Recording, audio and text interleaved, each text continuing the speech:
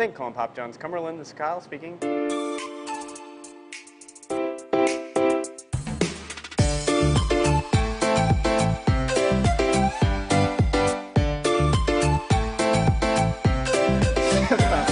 pizza's here! Yay!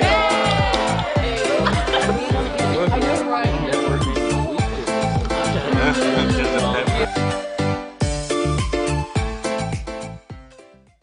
Two vehicles, same model, same color, same price.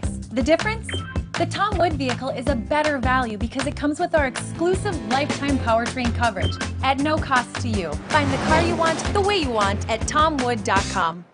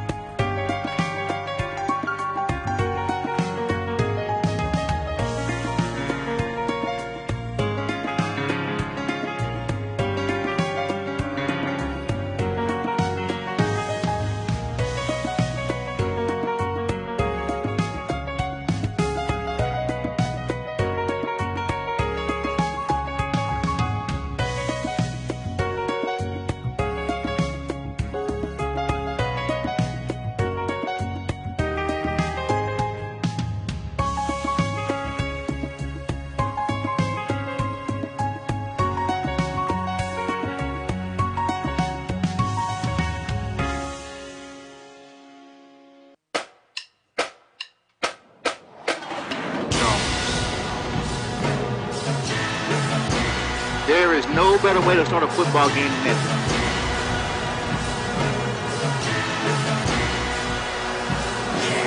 Block! Just the kicker to beat. Hamilton using it. Past the 20. Richard Hamilton to the end zone.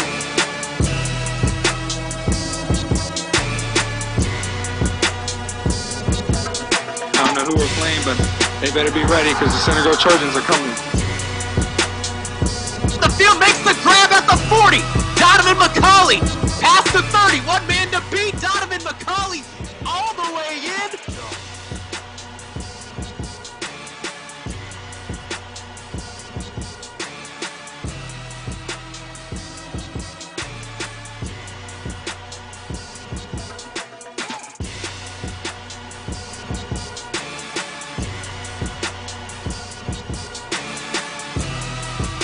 The streak is finally over, man! The streak is finally over!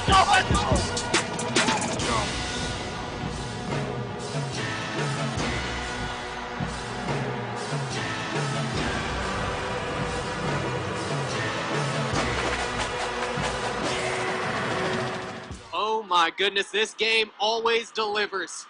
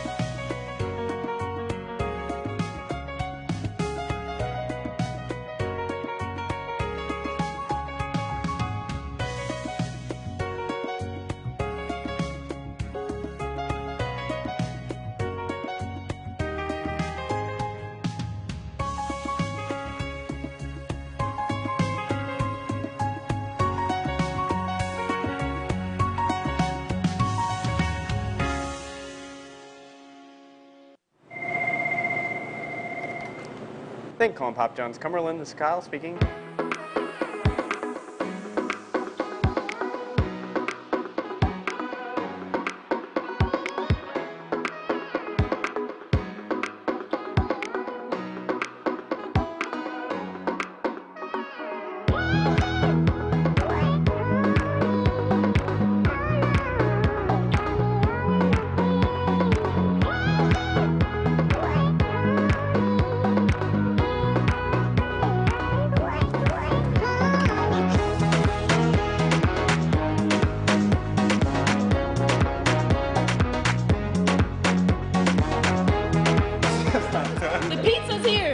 Give me my Papa John's. The cheese is my favorite. I love the plain. Is that Supreme? Good.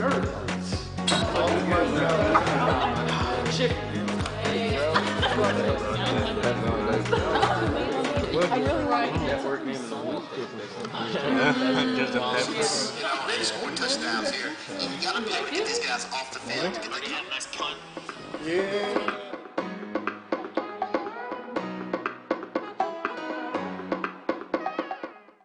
At Tom Wood, we believe you can't put a price on peace of mind, so we don't. With Tom Wood's lifetime powertrain coverage, you're protected for unlimited miles and unlimited time, all at no cost to you. Find the car you want, the way you want at tomwood.com. The MIC Network Game of the Week is a proud product of Frontrunner Media's Next Generation Initiative. Thanks to Frontrunner, the MIC Network Game of the Week allows students around the MIC to get hands-on experience while working alongside media professionals. Tonight's broadcast is brought to you by the hardworking students that make it possible. The MIC Network, led by students, powered by champions.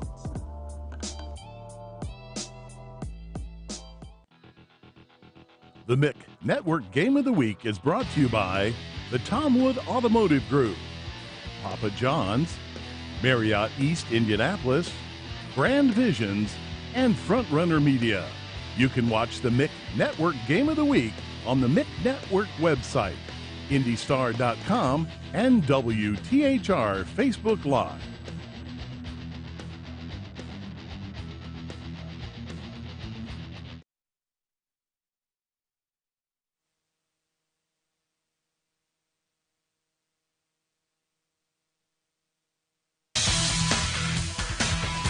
A happy Halloween Eve from us at the MIC Network, and we hope you're staying safe and warm for this week's MIC Network Game of the Week between the Lawrence North Wildcats and the Lawrence Central Bears. Josh Ayen joined alongside Daryl Morton Jr. It was a close matchup when Lawrence North and Lawrence Central met back in early September. The Wildcats won 28-21. Daryl, what should we expect in round two? Well, I'll tell you what, much of the same. Again, these teams are rivals, natural rivals. They get this on a couple of times a year, and this time, you come into a situation where Lawrence Central is not playing very good, and Lawrence North is playing very well. But again, Lawrence Central has nothing to lose tonight, so you come in here and play wide open, you never know what could happen. For Lawrence Central, they are still searching for their first season after finishing the regular season 0-9.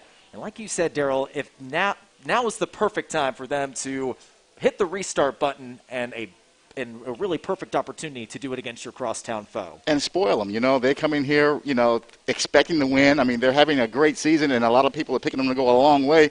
But what better way to come in here night before Halloween and spoil it for the Wildcats?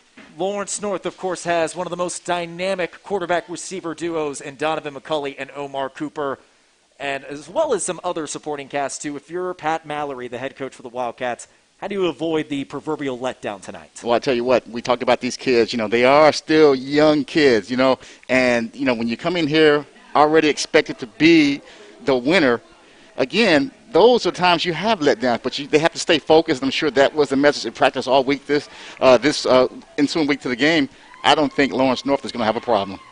Well, for more on tonight's matchup, we throw it down to the third member of our broadcast crew, Will Matchett.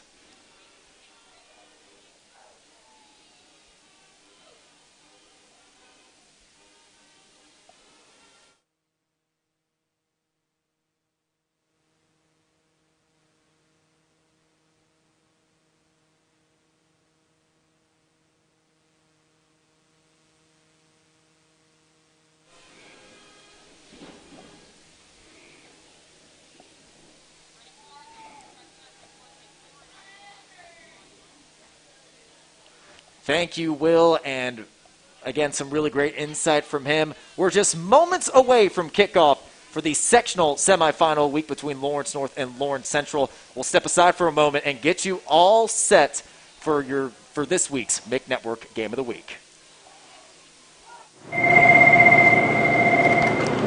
Thank you, calling Pop John's Cumberland. This is Kyle speaking.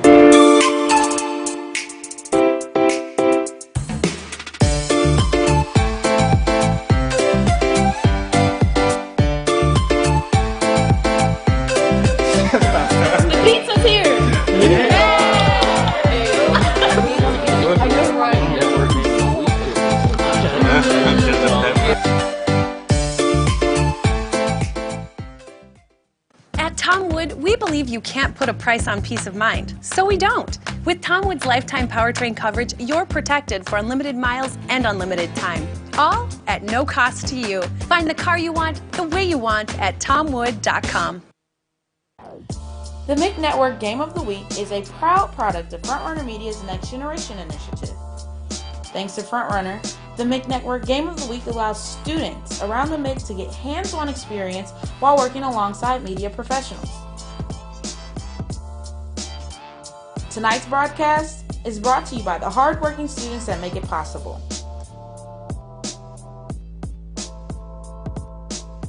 The MIC Network, led by students, powered by champions.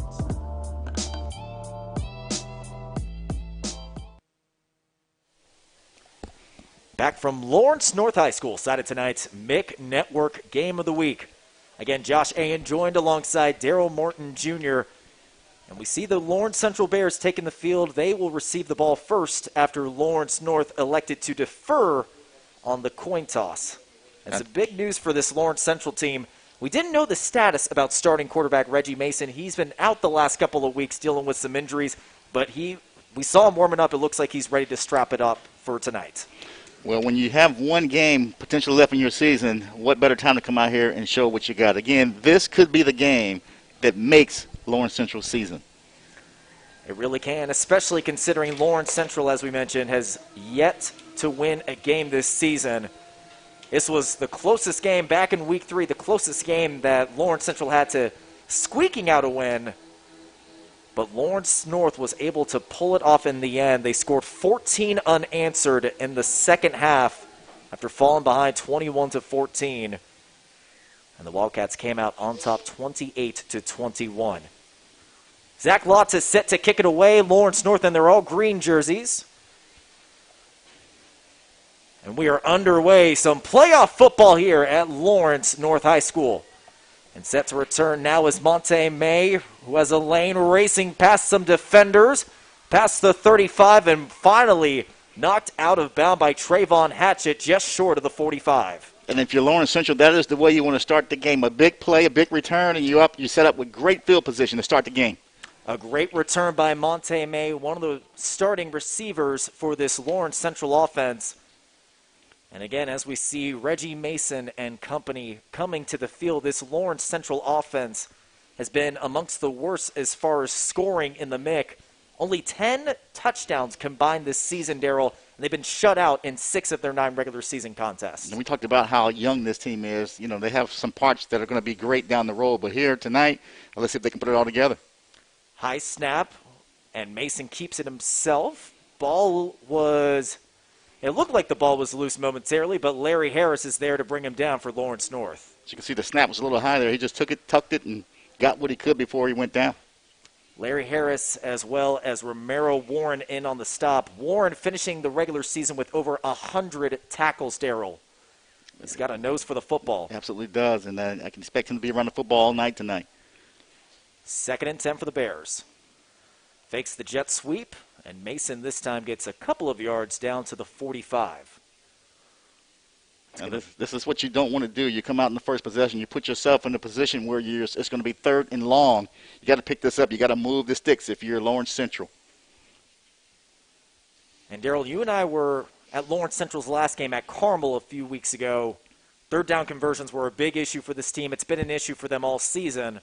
And it'd be really big for this team to start getting some momentum if they can convert this 3rd down. Well, that's how momentum starts. You go out there and you move the sticks a little bit and get guys excited about being here. Now Vaden, the quarterback, throws it deep, and that is over his intended target. It appeared to be Trent Booker Baker. I'll tell you what, he had him. I mean, he was walking into the end zone if he makes that catch there. So a 3 and out for the Lawrence Central Bears. Not exactly how you want to start this one. But if you're Lawrence Central, I would not be surprised if we see a couple of trick plays from this team tonight. Now's the time to open the playbook. Set to punt now is Daniel Anderson, who gets decked, and a got flag a penalty. comes out. It appears that's going to be maybe a roughing the kicker call.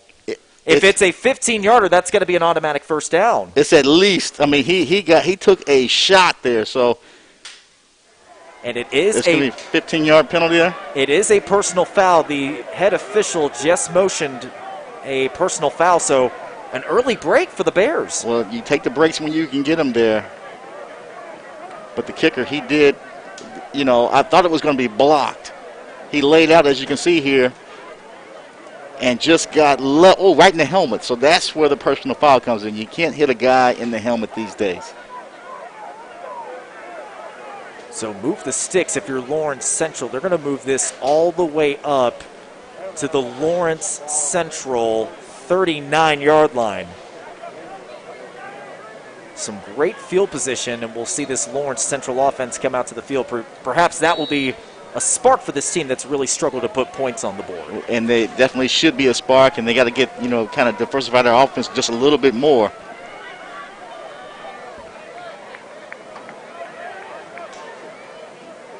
So when we talked about Reggie Mason, the starting quarterback, it's actually Charles Vaden that's still out there as he takes the ball himself on first down, coughs it up, and the ball is picked up by a Lawrence North Wildcats.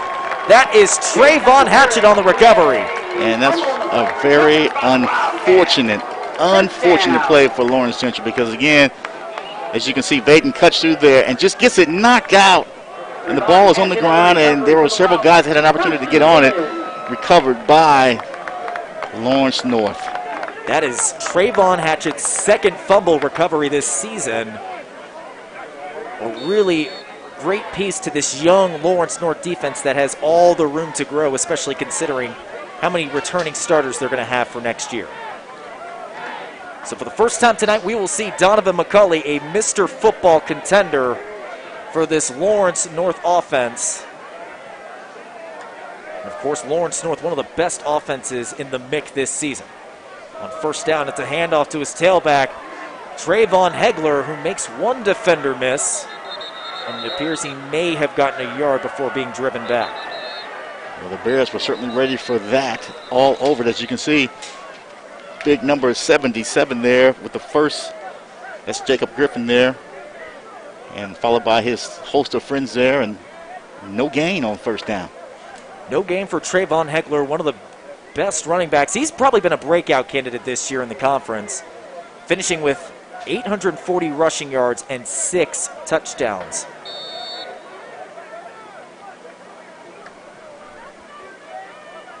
So with just over 10 minutes to go, we are still waiting for an official signal. And McCulley will work out of the gun on 2nd and 10. With time to throw, heaves it downfield, and he has his man, Omar Cooper, who's going to race untouched in the end zone. Wow, I tell you what, Omar just kind of got back there. That ball should have probably been knocked down, but he just waited patiently, caught it, and was off to the races. Easy touchdown. Lawrence North on top. Omar Cooper, number 11, with his 11th receiving touchdown of the season. That one goes for 74 yards. I tell you what, I mean, wow. I mean, they've done it all season long. Again, they have the weapons here, and this team is picked to go, quite a ways in the tournament here. Great start for the Wildcats.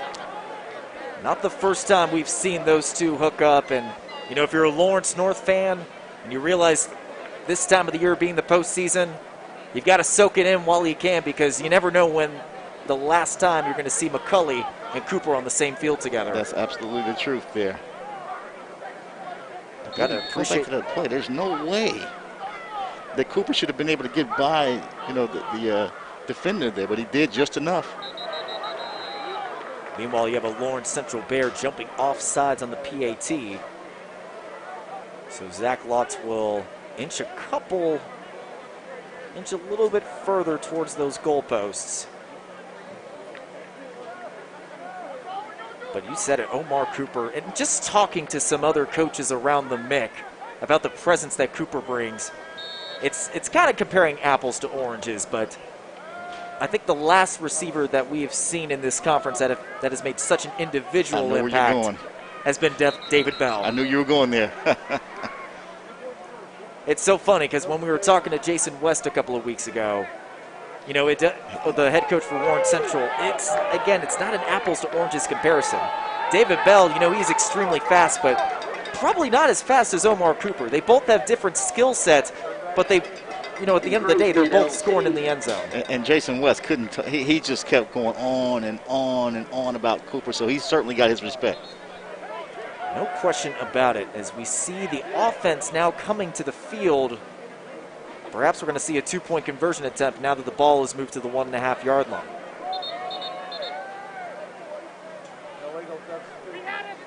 And an interesting formation is actually David Beatty, the wide receiver, appeared to be going under center. Meanwhile, the head official is talking to head coach Pat Mallory. Can't quite make out what the confusion is.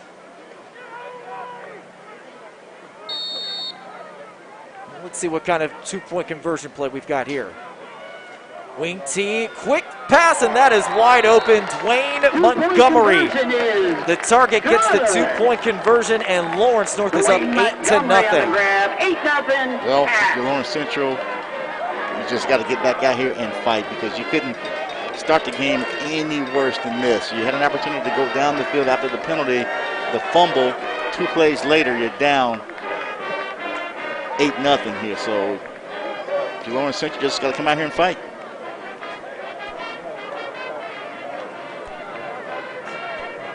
Well, the secret is out about one of Indianapolis's best hotel choices. The Marriott East team will make sure you are safe and secure during your stay. With amenities like the Skylight Bistro and the Business Center, everything you need is right there on site. And at the Marriott East, a great stay doesn't have to cost a great deal of money. The next time you need a hotel room or a safe place to hold your meeting, contact the folks at the Marriott East, located just off Shadeland on 21st Street in Indianapolis. So a similar start to what we saw back in week 3, Darryl. Lawrence North going out, getting a quick strike and an early lead. But the big shock in the regular season matchup was the fact that Lawrence Central was able to punch back. And that's going to be especially critical as we see on this next series. Definitely here. You're going to have to come out here and do something on this series, because you don't want to put your team in a position where all of a sudden you're down by 1 or 2 or 3 scores early in the first half, that you can lose your team at that point. And it's been tough sledding for Lawrence Central head coach Will Patterson. He knew this was going to be a long, drawn-out process, but it certainly doesn't make things easier, especially considering the results from this season. Well, it's not easy coming into a program to take it over, the new guy, and trying to get things, going in the right direction. Sometimes it takes a year or 2 or 3, and certainly he's got a plan, and I can't wait to see what he's going to do next here. Lots boots it away. It'll be fielded at the 8-yard line for Lawrence Central. Ahmad Dupp, the freshman, has it. Oh, goodness gracious.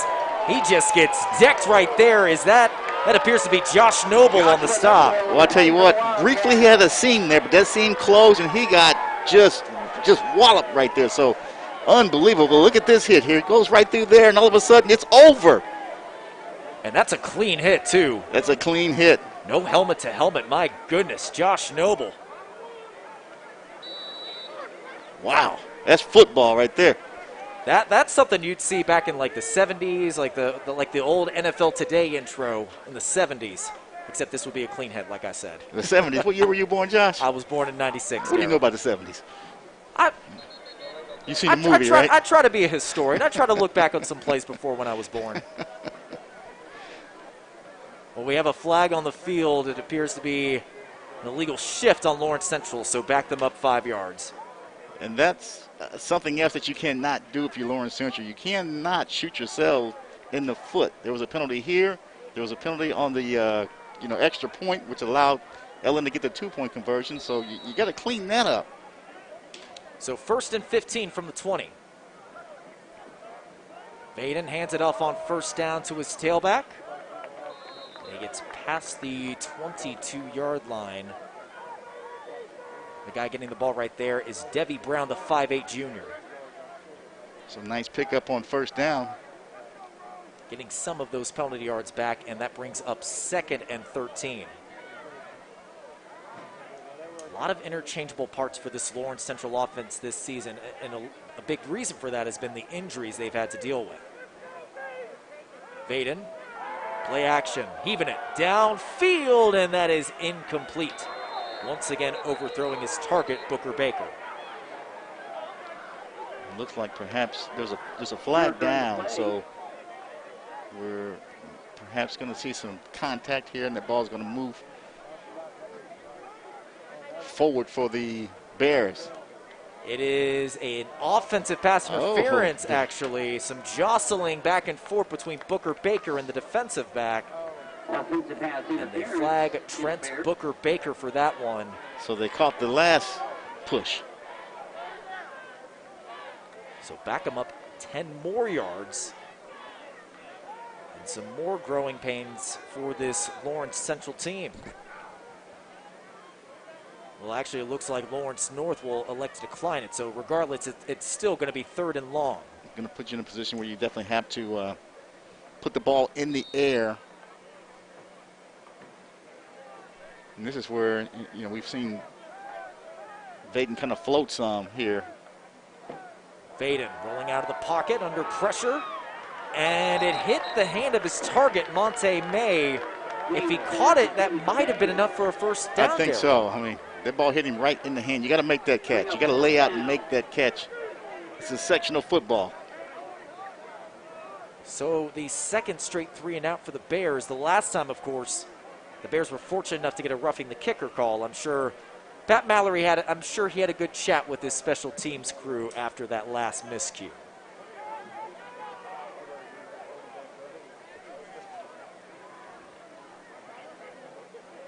Daniel Anderson gets this one off cleanly.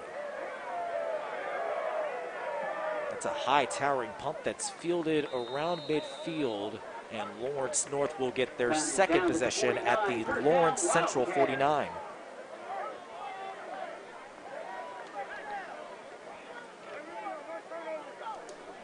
Well,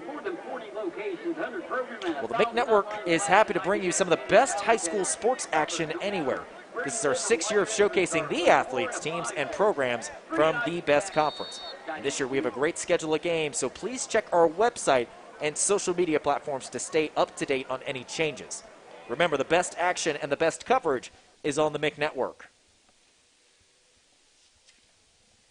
So once again, we will see Donovan McCulley and company coming out to the field. Lawrence North looking to go to their second straight sectional title game in as many years. On first down, handoff to Trayvon Hegler, who stumbles immediately. A rare miscue for the junior tailback. Counts as a tackle there for Lawrence Central. Again, that's actually great. So puts them down in the second down and long. Tackle made by the 12th man on the Lawrence Central defense, the Turf Monster. Hey, every now and then there's a credit for a tackle from the Turf Monster. Loss of 3 for Hegler, 2nd and long. Back to Hegler. This time he stays on his feet and gets past the original line of scrimmage down to the 48. This will be an absolute win for the LC defense if they're able to get the Wildcats off the field here without picking up the first down. So a 3rd and long scenario for Donovan McCulley and company. First 3rd down they've had to encounter tonight.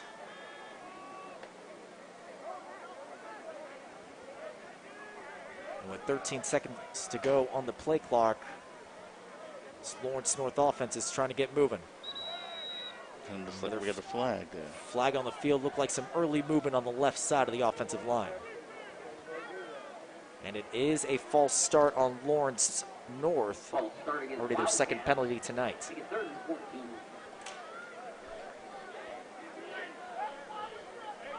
So back them up all the way now to the Lawrence North 46. It's going to bring up 3rd and 14. For the Bears, you know, let them catch the ball, but get them down before they get to the sticks. This is a huge possession here for the defense here to get these guys off the field. McCulley with time to throw. Pump fake, now down the middle, finds his man, but it's through the hands of his intended target. That was Jordan Jackson. Well, I'll tell you what, Jordan Jackson got behind the defense there, and he was actually going to walk right into the end zone there. That ball was right there, just went through his hands. The Lawrence Central Bears are very fortunate. A lucky break for the Bears. As you see, Jordan Jackson is beside himself right now. Jackson has been one of those flash players for this Lawrence North offense. 19 catches on the year, almost 450 receiving yards, and 3 touchdowns. Yeah, well, certainly number 4 if he catches that. High snap, and David Beatty has to scramble, and he's dragged down. No, he gets away from it, but not before being marked officially down at the 33. So, and miscue for the Lawrence North team, and we saw some special teams miscues in the Week 3 contest. Lawrence Central was able to capitalize that time. Let's see if they can do it tonight. I tell you what, I don't even know how to describe what I just saw there. I mean, you know, I thought he was still going to be able to get that off, but he was also, that you know, LC's fortunate enough not to get a face mask call there. I mean, then he tried to toss the ball to his teammate there. There was a lot going on that play there. But again, Lawrence Central defense stands tall.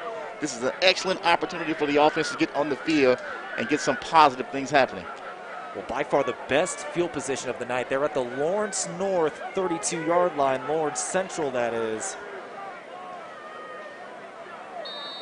Again, this offense that has been really struggling to put points on the board this year, they have been presented a gift. Let's see what they can do with it. First down handoff to Debbie Brown. Still moving, and he breaks through some defenders. He's knocked down inside the Lawrence North red zone. An outstanding run for the junior tailback. I'll tell you what, there were at least 8 guys that had a shot at him, and he just kept his legs moving, going forward there. Great run. A gain of 14 for Brown. Monte made the man in motion on first down. Going back to Brown.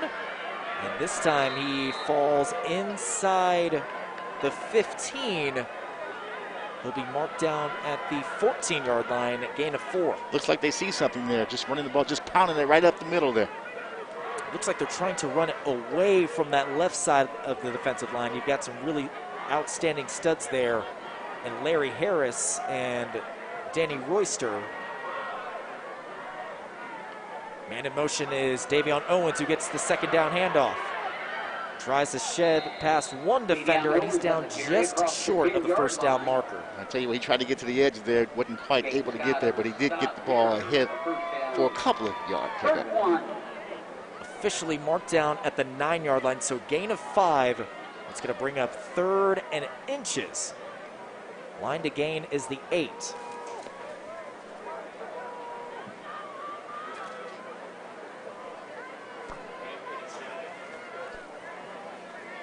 Third and short to Debbie Brown, and does he have enough for the first? It's going to be close. I think he might be a little short there. The officials are signaling 4th down, so the defense doing their job in the red zone. If you're Lawrence Central, go for it. 4th down. Lawrence Central trying to go quick. QB sneak, but the ball is fumbled. Regardless of who comes up with it, Lawrence Central did not get past the first down marker. And that's one of those situations that's very, very unfortunate for the Bears. Excellent opportunity, probably the best drive they've had in at least 3 or 4 weeks there, but it ends in a fumble.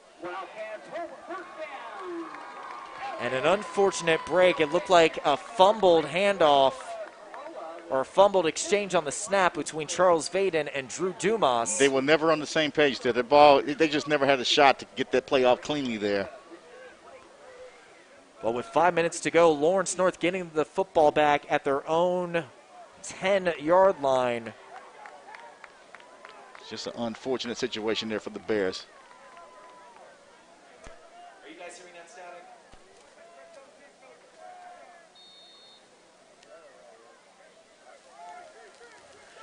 Well, let's see what Donovan McCulley and company can do on first down. It's going to Hegler, has some running room, makes some defenders miss, and look at him just drag defenders through the turf. He's finally marked down at the 33-yard line for a gain of 24. tell you, when you get an opportunity to make the tackle, you got to make the tackle. You got guys trying to poke the ball away, getting to the ground. What a run right there by 33, taking it all the way to the 33-yard line. Again, Hegler, one of the breakout players for this Lawrence North offense.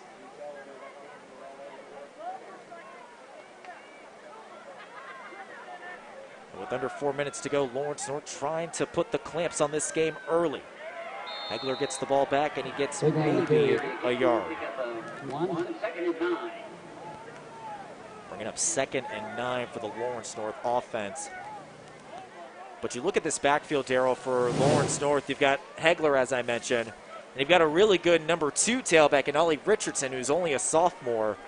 Really, if you look at the history with this Lawrence North program ever since Pat Mallory has taken over, he's had a really good stable of running backs throughout the whole tenure of his Lawrence North career. Hegler gets it on 2nd down, trying to leap over a defender, and he mistimed it just a little bit as he's down past midfield for another Lawrence North first down. He's a little early for track season, but he's trying to hurdle guys out here. Well, a great run for Hegler, a gain of 18 on that carry.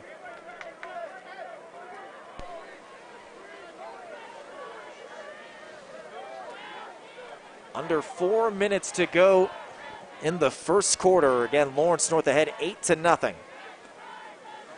McCulley looking downfield. Now dancing around some more and heaves it downfield. Finds his man, Dwayne Montgomery, inside the Lawrence Central red zone. And look at Donovan McCulley just go to work, buying some time and finding his man Montgomery. Well, I tell you what, anytime you give McCulley that amount of time, he will pick you apart. You got to get some pressure on him. He just stood back there, danced, and put the ball in the air. Outstanding completion. A gain of 32 for Montgomery, who's been seldom used in the passing game, but he is certainly feasting tonight. Just waits, buys time, and just heaves it downfield to a wide open Wildcat there. Again, LC, your defense has got to get a little bit better than that. Now a jet sweep on first down. And the ball carrier trying to get into the end zone, and it's marked just short. Down just short of the goal line. That was Trayvon Hatchett. A nice hard run by Hatchett right there.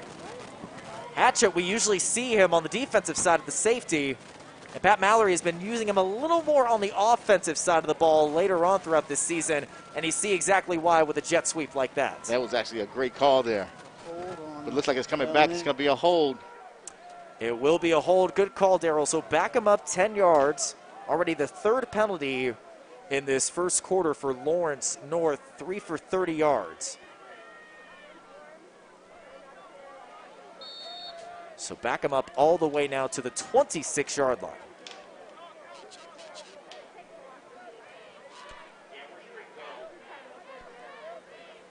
First and long now, going back to Hatchett. And this time he goes nowhere. An excellent stop made by Damari Wilson, the 5'8 senior. Hatchet on the carry for the Wildcats. Going to bring up 2nd and long. No gain on the play. 2nd and 20.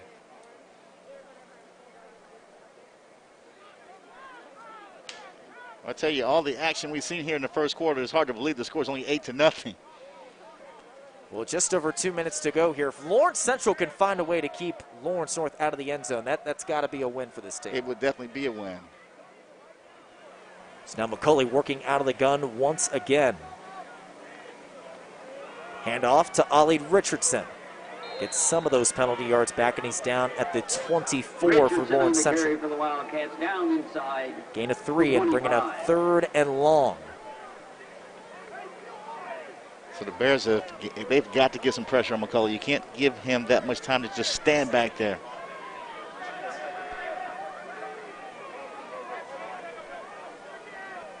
So again, another 3rd down situation coming up for the Wildcats. They've done a good job converting on these situations. But again, behind the sticks, 3rd and 19. Not sure you have a ton of plays in the playbook if you're Pat Mallory for 3rd and 19. Yeah, but when you got number 1 out there, you know, that's the difference. We've got a timeout on the field. Lawrence North is going to talk some things over. Timeout, Wildcat. And the MIC Network welcomes the Tom Wood Automotive Group as our newest partner. If you're looking for a new Nissan, Toyota, Lexus, or one of the other 9 brands they sell, let the exceptional team at Tom Wood help you find your next car. Or keep the car you now drive in tip-top shape. Check out all of their locations at tomwood.com. At Tom Wood, we believe you can't put a price on peace of mind, so we don't. With Tom Wood's lifetime powertrain coverage, you're protected for unlimited miles and unlimited time, all at no cost to you. Find the car you want the way you want at tomwood.com. And back from Lawrence North High School side of tonight's MIC Network Game of the Week. Sectional semifinal action going on right now. Of course, the other 6 MIC schools are playing right now. Trying to check in on some other scores. North Central and Warren Central, the other Sectional 7 matchup. Right now, that game is tied at 7 apiece. I did see Carmel over Pike early, 7-0 in the first quarter. 6:34 to go in that one. And finally, Ben Davis leading Southport at Southport 7-0. Well, actually, we do have one more score for you. 7-0. Center Grove leads Columbus North. That is Sectional 8. So again, all 8 mixed schools are in the southern half of the Class 6A bracket. For the first time in what feels like forever, we're not going to see a MIC versus MIC state finals. So now 3rd and long. McCulley dancing around all day to throw. Rifles it, and that is low and incomplete. Intended target was David Beatty. I'll tell you what, again, they're giving him all day. They got to get a little bit more pressure on him. They're fortunate enough there because that pass was a little underthrown there. So it's going to bring up 4th down and 19. Let's see what the Wildcats are going to do here. We did see Zach Lotz trying to go on the field. There is a sideline warning on Lawrence Central. Zach Lotz looked like he was ready to come onto the field, and now he will do so.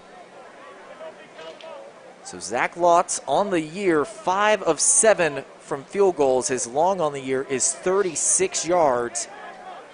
If he makes this one, this would be his new long. It's going to be a 40-yard field goal attempt.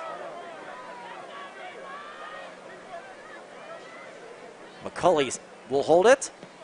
Kick is up, and that is no good. That is short.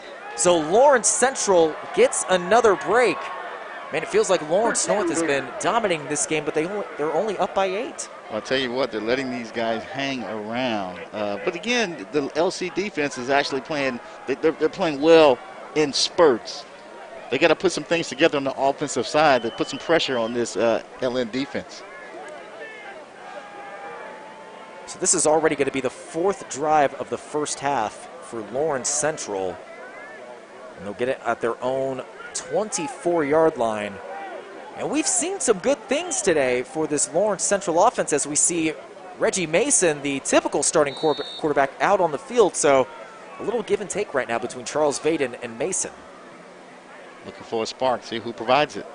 And on 1st down, it's actually Vaden getting the jet sweep.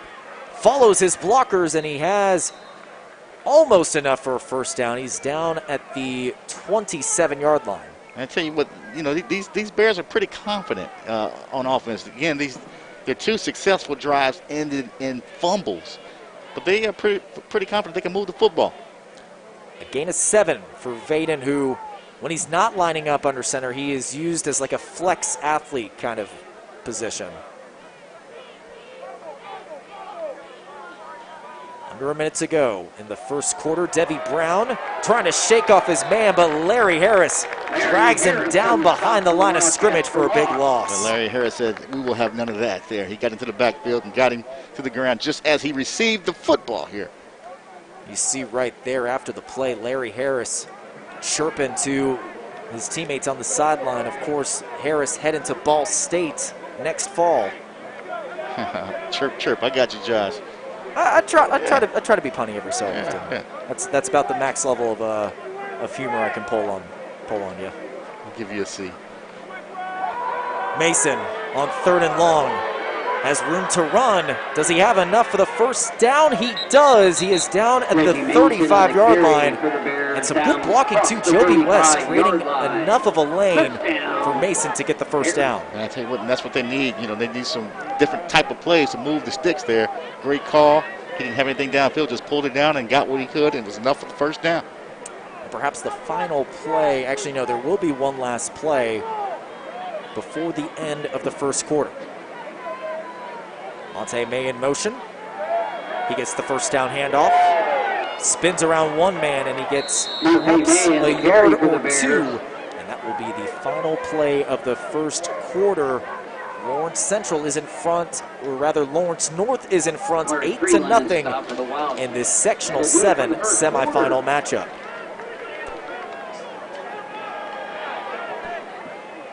We'll step aside for a moment. We're watching the MIC Network Game of the Week. Avon 14-7 over Brownsburg. Inland Southeastern 7-7 with Fisher. Carmel 7-0 lead over the Pike Red Devils. And Warren Central and the North Central Panthers are tied at 7. The MIC Network Game of the Week is a proud product of Front Runner Media's Next Generation Initiative. Thanks to Front Runner, the MIC Network Game of the Week allows students around the MIC to get hands-on experience while working alongside media professionals. Tonight's broadcast is brought to you by the hard-working students that make it possible. The MIC Network, led by students, powered by champions.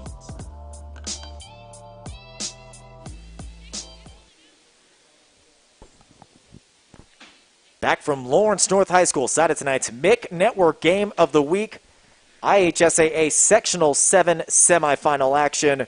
The Lawrence North Wildcats lead Lawrence Central 8-0, but Lawrence Central has some early momentum right now, and they're looking to finally capitalize with some points. 2nd and 8 from the 36. Mason scrambling around, makes one defender miss, makes two. And he's finally dragged down to the turf by Danny Royster. I'll tell you what, you know, again, he's making some great decisions there. He just pulled that down and saw a little seam there and moved the football forward again. Great call here. Look at, just tucks it in and sees that little lane there and just takes off. And these are the type of plays that Lawrence Central needs. Again, they're played, pretty average there in the first quarter with, the fumbles. But again, here, they just need a good positive drive to get the momentum back on their side. Play action on first down, and Mason finds his intended target, Davion Owens, one of the players that's provided some spark for this offense at times. 350 receiving yards on the year and 3 touchdowns. And Lawrence Central is a couple yards away from another first down. Gaining confidence on every play here.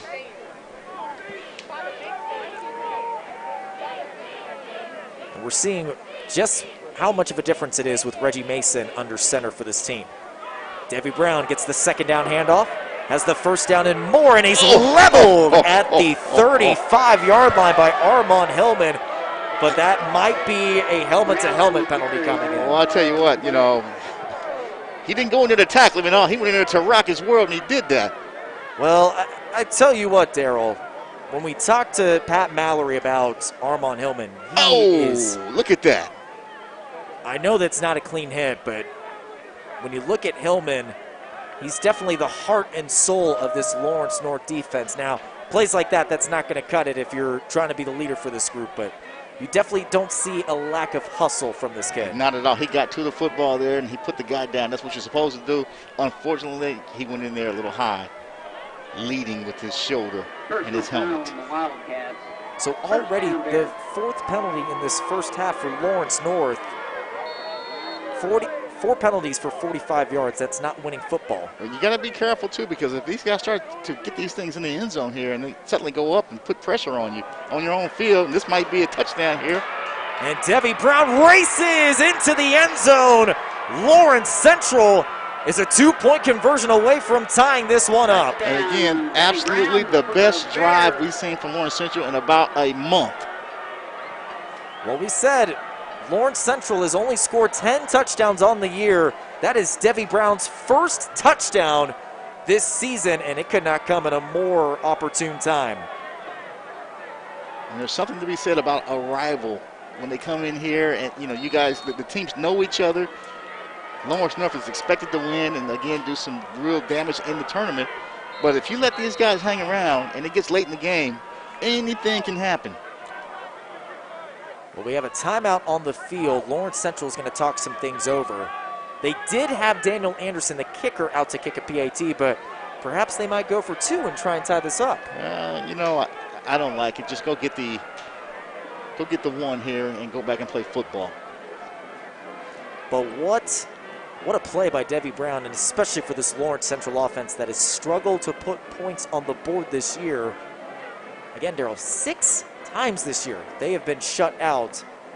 One of the 3 times they actually were able to put up points was against this Lawrence North team back in week 3. What I'm seeing from Lawrence North that kind of bothers me is that the penalties that they're getting they're allowing Lawrence Central to be in scoring range or in the red zone. And as we take another look at the touchdown run, Debbie Brown doing well, perhaps in a sec. We'll take another look at that play later, but again, another outstanding play by Debbie Brown. As we see right here. Takes the snap, bounces it to the left, and he was absolutely gone because there was no one in front of him. Touchdown. And if there's been one thing to sort of critique about this Lawrence North team this year, it's been their defense. They are actually third. They may be third in the MIC this year in points allowed, but they definitely give up a lot of yards, especially on the ground. They are 7th in the conference as far as rushing yards allowed, with over 217 per game. As we can see here, the 2-point conversion is not going to be any good here. And 2-point conversion attempt is no good. It's one of those situations there where, do you go for 2? Do you just kick get the single point out of it? If you're coach there, if it works, you're a genius. So it's one of those situations now that LC Bears have to get back out here and play better defense. But again, back to Lawrence North, they've got to clean up the penalties. These penalties have allowed Lawrence Central to be in scoring position. They're fortunate that they fumbled the last couple times when they got down there. And it's funny you say that because when talking with Pat Mallory before the game, we asked him, just looking back at the film from week 3, what are some of the things that you'd like to correct? And he said cleaning up those miscues, because Lawrence Central, for the most part, was able to capitalize on those miscues back in week 3. So far, it's been hit or miss, more often miss, but it's those miscues that have led Lawrence North to make this a close game right now, only leading by 2. Definitely, and if Lawrence North is fortunate enough to get out of here, that is not going to help them when the competition gets stiffer in a few weeks. Well, how about next week, considering they are taking on the winner of North Central and Warren Central. Last time we checked, that score was still at 7 apiece. But if Lawrence North is able to if Lawrence North is able to take care of business tonight, they would have to go on the road regardless of who wins that North Central Warren Central game. And to your point, Darryl, if you make mistakes like that on the road, that's going to make things very difficult. It's absolutely good. You don't want to have to just go uphill all the time there. They had an opportunity to really, take the air out of the Lawrence Central side, and they haven't done that. This team is confident. I'm talking about the Bears are very confident right now, and they think they can go out here and put some pressure on these Wildcats, and they're doing it. Another score update for you. Ben Davis on the road at Southport leading 21-0. Center Grove leads Columbus East 14-0 in Sectional 8. And Carmel still leads Pike 7-0. And that kickoff will go out of bounds, so Lawrence North will set up shop at their own 35-yard line. Another, miscue there. You can't do that and just give them the field position that, you got to do a better job. I mean, that's something that you practice, getting the ball down the field. You just can't kick it out of bounds.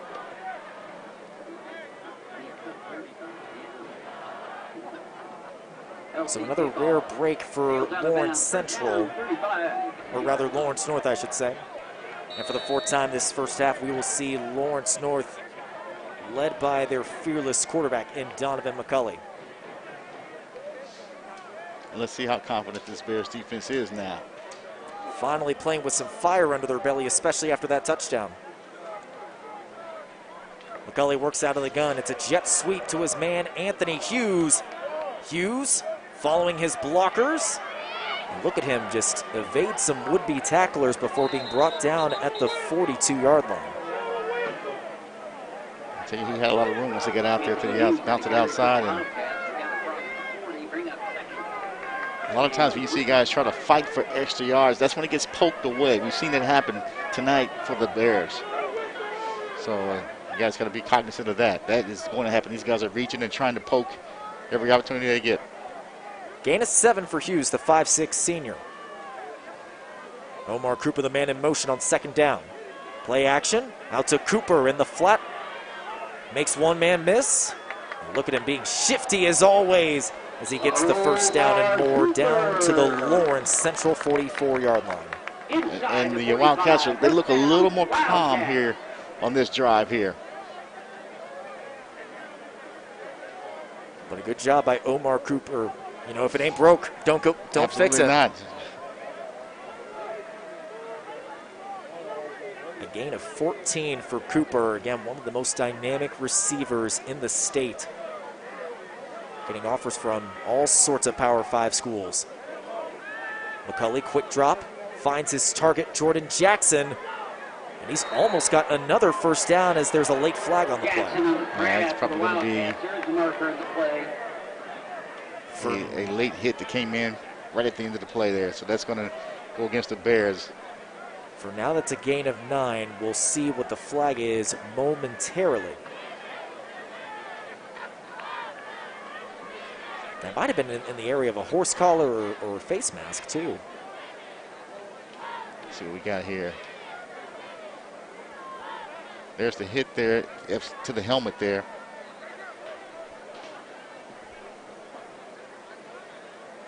So it could be a helmet-to-helmet hit. That's what I'm thinking. It's going to be helmet-to-helmet there. So, and it is a hit to the helmet. So add 15 yards to that catch and run of 10. And Lawrence North is all of a sudden down in the Lawrence Central red zone. Or just outside of it. The official's going to mark it just outside of the 20.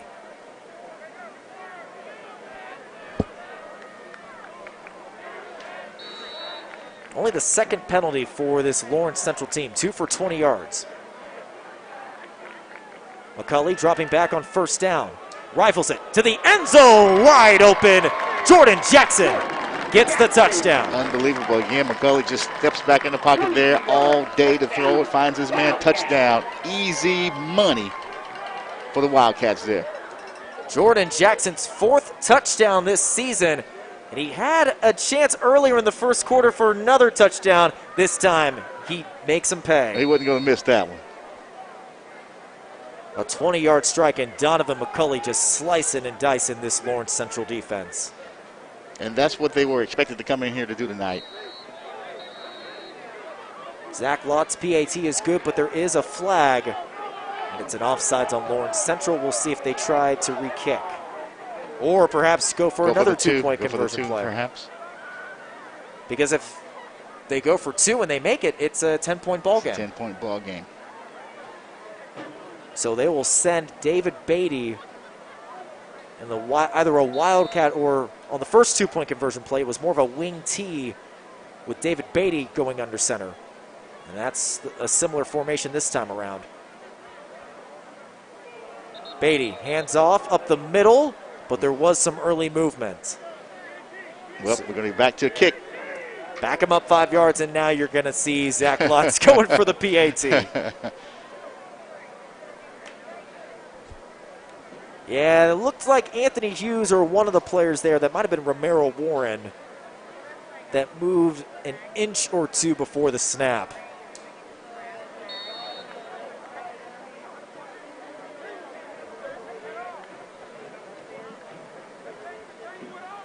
So Zach Lott set to kick the PAT now. And this one is good. He is 41 of 42 this year on PATs. he's pretty much Mr. Automatic himself. He's automatic. I mean, you need a guy that's pretty solid, especially when it starts to get colder out here in these fields in Indiana. No question about it. So Lawrence North now leads 15-6, ahead by 2 scores now.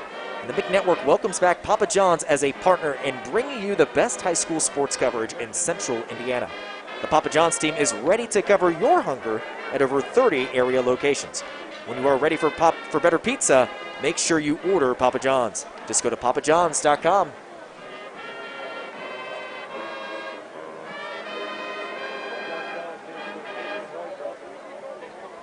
As we look at the keys to this drive right here, you see Omar Cooper with a nice catch in the flat, making 2 defenders miss, and Jamad Harmon as well as Jordan Shelton. And then to cap off this drive, Donovan McCulley ripping it to Jordan Jackson wide open. Just steps back and finds Jackson touchdown. I mean, it was easy. You got to put some pressure on him. But again, let's see what happens here with the Lawrence North defense. Got some momentum now. Let's see if they come out here and play the type of football and not be so susceptible to the run in this possession.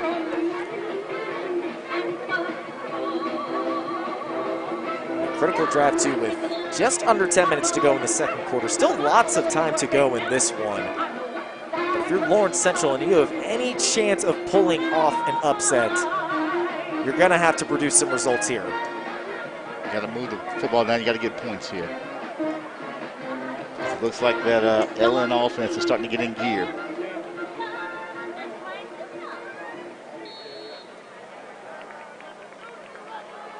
So Zach Lott's set to kick this one away.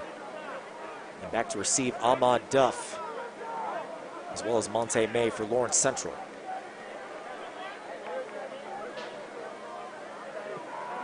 Lott's booting this one away, and it appears that May will return this one for Lawrence Central.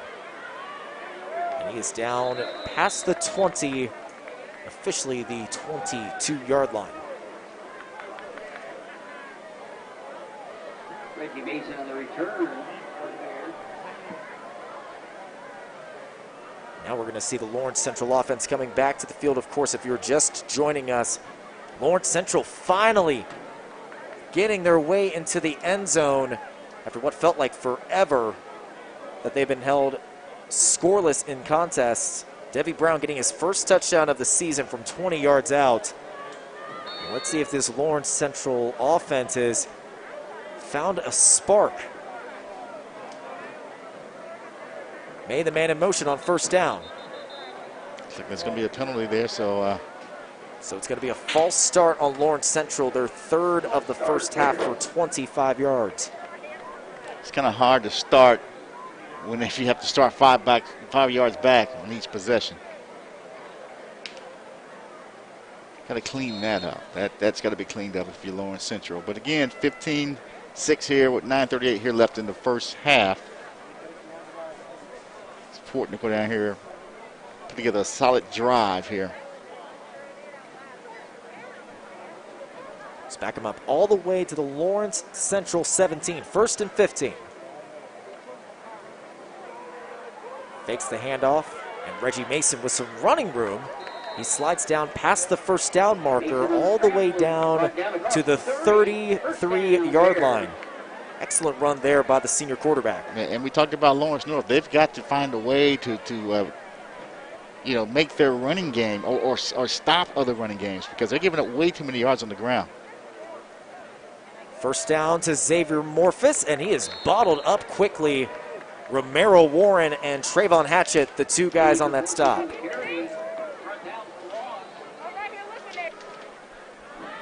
Morphus, a tailback for Lawrence Central that's seldom used. That running back spot has been a revolving door all season. That time they tried to go to him, and there was no running lane for him. It's now 2nd and long for the Lawrence Central Bears. All the way back to the 30-yard line. Mason, quick throw into the flat. Finds his man Darian Miller. He's brought down by a pair of Wildcats. Jaden Scott is one of them. Scott's still down there. I think Looks like after the tackle he may have gotten fallen on, but he's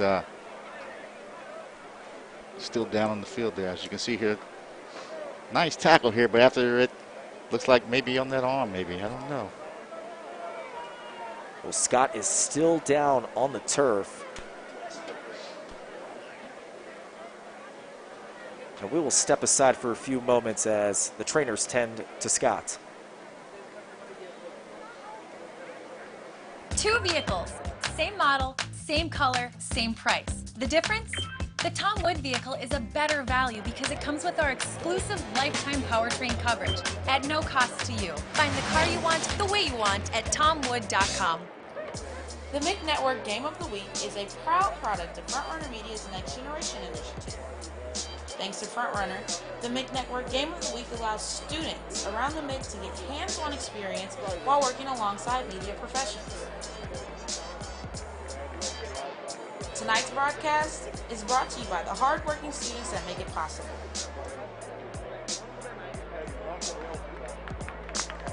The MIC Network, led by students, powered by champions.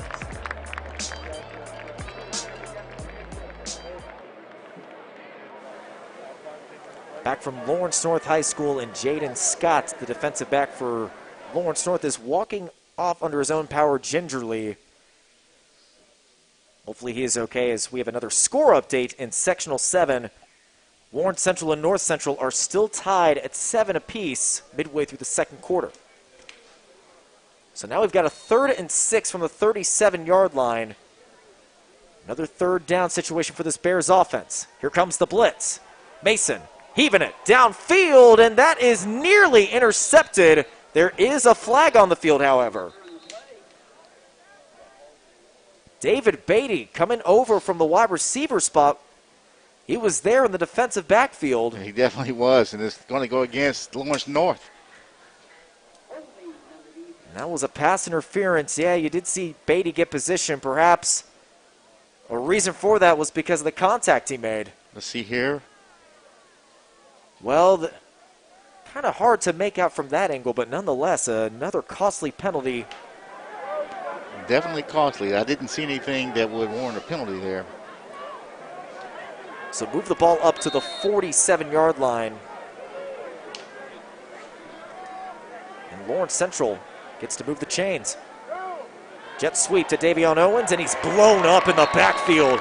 So Marion Ford, the sophomore, coming in on the stop. He's another young cornerstone for this Lawrence North defense. You can see him, he was shot right through there, and nobody got a hat on him, and he takes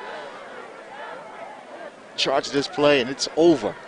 Loss on the play. Great job. Ford has filled up the stat sheet this season. 78 tackles heading into tonight, including 3 sacks, an interception, 9 pass deflections. I could just go on all night. Just an active player. Out in the flat. Mason finds his target past the original line of scrimmage, and that's going to bring up 3rd and long. And I tell you, Scott was on that one too. He kind of dove in there and kind of slowed him up enough for the tackle to be made, as you can see here. Watch, Scott shakes up the tackle there and just makes the dive there. Pulls the shirt and gets him down. Ahmad Duff, the young freshman, on that reception. Baseball player. With time. Looking downfield, and now he's swallowed up. No, he gets away. Mason heaving it downfield, and that goes nowhere. I tell you what, you know, I don't like the way he has the ball, just having it dangling out there. But he got out of that and had an opportunity to make a pass completion there. Boy. I was waiting for the big play, but yeah, as soon as I saw that ball hit the turf, I was wondering where was that going? He may have had some room to run there, I mean, after he got out of that. Well, nonetheless, incomplete. And Lawrence Central will be forced to punt, perhaps pin this Lawrence North offense deep in their own side of the field. And Anderson set to boot it away for the 2nd time tonight. It's another high towering kick. Let's see if they can field it. inside the 5-yard line. That is some great fielding there by the Lawrence Central Special Teams unit. Well, it really is. But I'll tell you what, Hillman there, he came pretty close to getting too close to the football there. Where if anything touches him, it's going to be Lawrence Central football. But again, special teams play outstanding by the Bears. Absolute shot by Daniel Anderson. That's the stuff you typically see the NFL punters doing. Yeah. That's the way you flip the field there. And let's see what this defense, let's see if they can pin them back here, get 2 out of this possession. Well, with 6:51 to go, still plenty of time. And if Lawrence Central can make a stop here, they're going to get some great field position on their ensuing drive. Wildcats backed up all the way to their own 2-yard line. By far the worst starting field position tonight. McCulley working out of the gun on first down. Lawrence Central showing blitz. Here it comes up the middle. Got a flag there. It's going to be. Looks like it'll be an offsides. No, rather a false start. False start. You would think the blitzing linebacker, I mean, that definitely prompted the offensive lineman to jump. But I thought he did just enough to jump off sides. And Jacob Griffin, as you see on your screen, getting up gingerly. So back him up 1 more yard. Again, too many penalties for this Lawrence North team that, has the talent to win a sectional title and perhaps go on an even deeper playoff run. And the penalties are the one thing that can actually halt all that. Wildcats backed up against the wall. 1st and 11. Another penalty. Another flag. No, rather a timeout. A timeout for Lawrence Central. Timeout Bears. Will Patterson wants to talk things over, and that's already timeout number 2 for the Bears. Wow. Got to get on the same page. I mean, if you need to get on the same page, take the penalty. I mean, take the timeout there. Well, if you are looking for custom design apparel for your organization or company, you'll win every time when you team up with the folks at Brand Visions. No order is too small or too large. So before you pay too much, get a quote from Brand Visions. Contact them at brandvisionsllc.com. So 6:50 to go. Lawrence North leads this one 15-6. They're up by 2 scores, but there's definitely a lot more to be desired for Lawrence North after an uneven first half performance. Well, we've seen a lot of penalties, a lot of missed opportunities. I mean, so it's been one of those halves where we can see what they're made of right here on this possession here. They're backed up way deep in their own territory. Let's see if they can move the football here.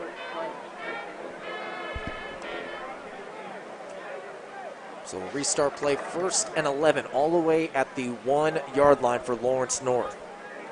So the officials having a little discussion there. Gentlemen, we need you to settle it down and just play football. Have fun.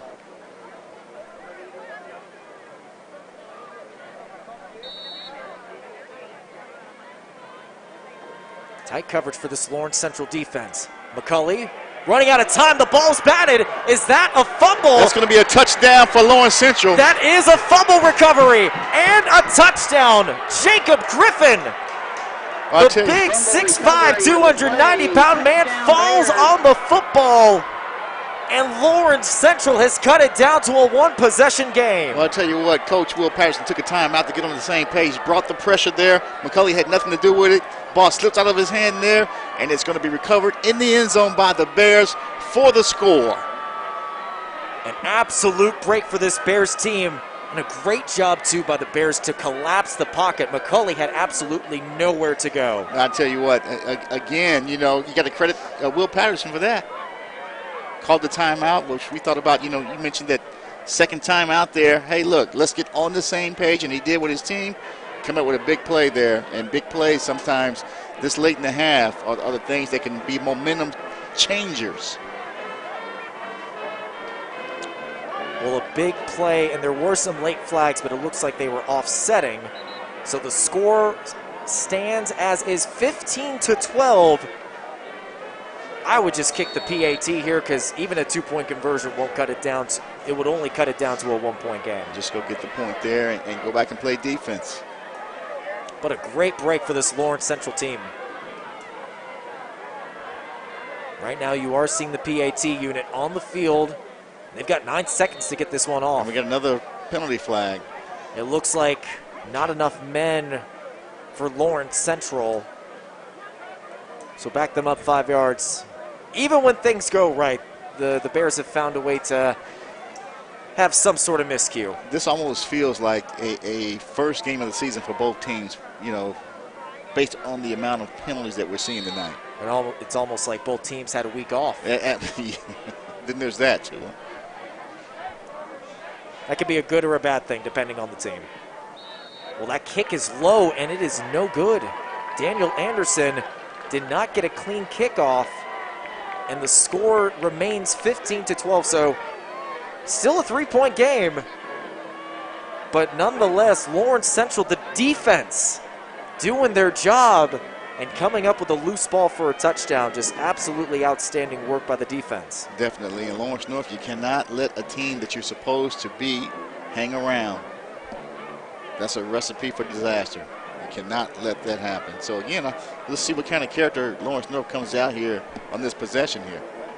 Well, we knew regardless of the outcomes, I mentioned this all the way back in week 3, regardless of the outcomes for these teams, there are always some fireworks. And we're seeing that once again. And you're seeing that from a Lawrence Central team that, we heard some of the players screaming as they took the field for warm-ups. We got nothing to lose and everything to gain. Absolutely. There's always fireworks. I mean, when you're playing against your little brother or big brother, as they say out here, there's always going to be something. It's so funny to think, too, with Lawrence Central, they've been the proverbial big brother for years, up until last year's sectional semifinal game on this field. Lawrence North flipped the script. All of a sudden, they're the big dogs. Or I should say the big cats. The big cats, there you go. Got to keep it in tune with their whole Wildcat mascot. It looks like we're going to be moving the ball again. Another penalty. So the penalty was after the touchdown, and it looked like it was assessed on the kickoff. Assessed on the kickoff. So instead of kicking from the 40-yard line, Lawrence Central will have to kick off from their own 35. And perhaps some better field position for the Wildcats. Still lots of time to go in this first half. 6:41.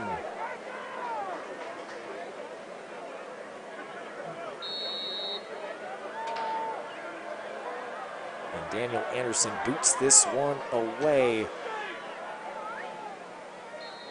And it doesn't go well. Now it finally falls out of bounds. So the second kickoff now that Anderson kicks it out of bounds. And Lawrence North will be starting at their own 35.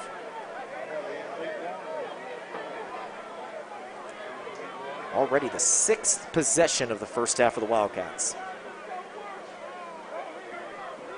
Very uneven performance for their first half as we recap their offensive series so far. The first drive was a 2-play 74-yard drive. Omar Cooper getting another touchdown. And they had a turnover on downs as David Beatty wasn't able to get a clean punt off. The ensuing series, they had a missed field goal from Zach Lotz.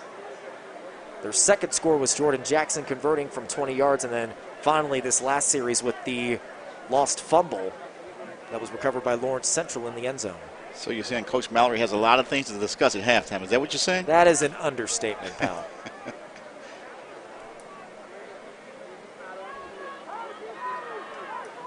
So another penalty now, and Lawrence Central will have to kick off from their own 30.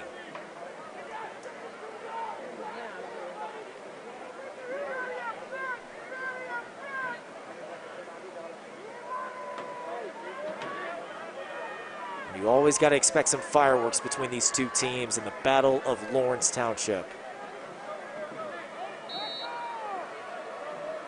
So here we go again. Anderson with an onside kick attempt, and it's fielded at the Lawrence Central 39. I don't even know if that ball went 10 yards there. Wow. And I'm not sure if that's the play call to make with 6:39 left, given this team with this kind of offensive weapons, this short of field. But we talked about Lawrence Central. They don't have anything to lose. They'll come in here and there's trick plays and everything. The playbook is wide open.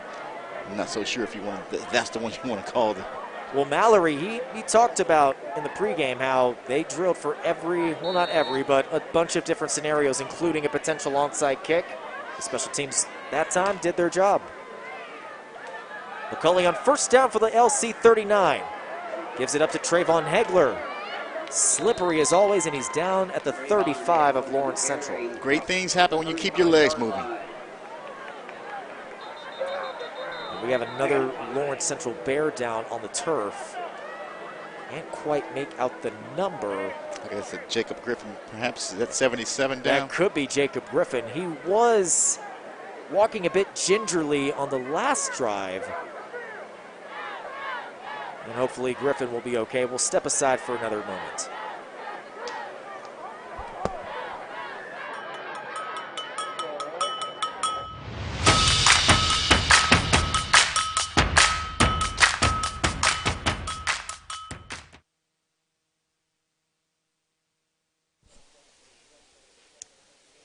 And Jacob Griffin is able to walk off under his own power. Hopefully he'll be okay, and perhaps we can see him back on the field momentarily.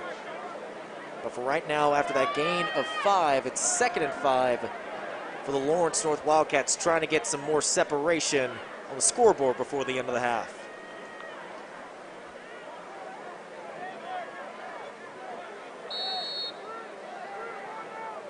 McCulley working out of the gun. Drops back, here comes the blitz. Rolling to his left, heaves it downfield, and that's incomplete. Trying to find his man, Omar Cooper. McCulley under duress on that previous play. I like the pressure by the Bears. Just can't let him just stand there and pick you apart there. Make him move. So after that incompletion, that brings up 3rd and 5. Line to gain is the 29-yard line of Lawrence Central. Same formation as the previous play. Anthony Hughes, the man in motion. Play action. McCulley under duress once again. And he finds his man for the first down and more. That's Hughes. And it's a foot race to the end zone. He is down just short of the goal line at the 2. I'll tell you what, I like the way McCulley, he just got, to the right side there, extended the play there. He may have tucked it and ran, but he found his man open there. Great play here. Great job, like you said, by great McCulley. legs. Yeah, great legs there. The man chasing him down was Brent Delaney, the 5'10 senior. But there is a flag on the field. It's coming back. You see both teams walking back. Yes, there is a flag at the 29-yard line. And it's an ineligible man downfield, so back them up. Back the Wildcats up 5 more yards. That wipes out an outstanding individual effort by Anthony Hughes. And like we talked about, this has an opening weak feel to it. So now back it up. 3rd and 10 from the original line of scrimmage, the 39. Again, Lawrence North with some ill-advised penalties in this first half. McCulley stepping up. Launches downfield, and that is incomplete. No flags on the field. There was some contact between David Beatty and the defensive back. And that looked like Roberto Rodarte on that was on the coverage, but Lawrence Central was making the argument that the ball was uncatchable. It was uncatchable, but there certainly was contact there. So perhaps a 1st and goal and another scoring opportunity negated by a penalty. It's 4th and long right now, and if you're Pat Mallory, do you go for it here or do you punt? Well, let's see what the coach is going to do. It looks like he's going to go for it. No, it does look like, well, David Beatty is the punter, and that's what they're lining up to do. You've got 5 seconds to go on the play clock and another flag on the field. Another flag.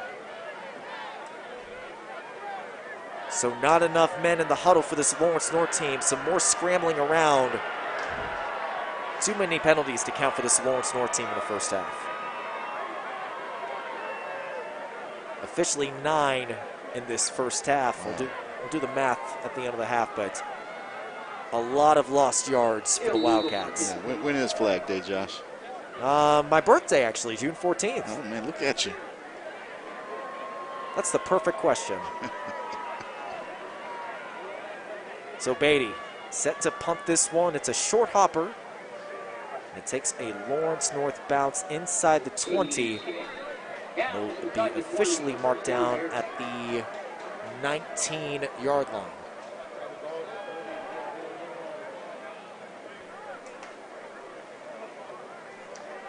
So with 5:28 to go, Lawrence Central with a golden opportunity to perhaps tie or even take the lead heading into the half. Well, they're playing with a lot of confidence right now. And if they absolutely go down the field and score here and go into half with the lead, that's going to be very much a confidence booster for the Bears. They haven't seen the ball since the early part of the second quarter, in large part because of the fumble recovery for the Lawrence Central defense. Another flag. Man, how many times are you going to see not enough men in the huddle? Illegal participation, Bears. This time it's on Lawrence Central. They've actually been the cleaner team as far as penalties. I count only 4 penalties in the first half for Lawrence Central. But you know, sometimes it's about when you get the penalty. You know, you get ready to start your drive here, and you get a penalty, and you automatically start tack another 5 yards on that you have to go here. First down handoff goes to Xavier Morphus. Almost gets all of the penalty yards back. It'll be a gain of 4.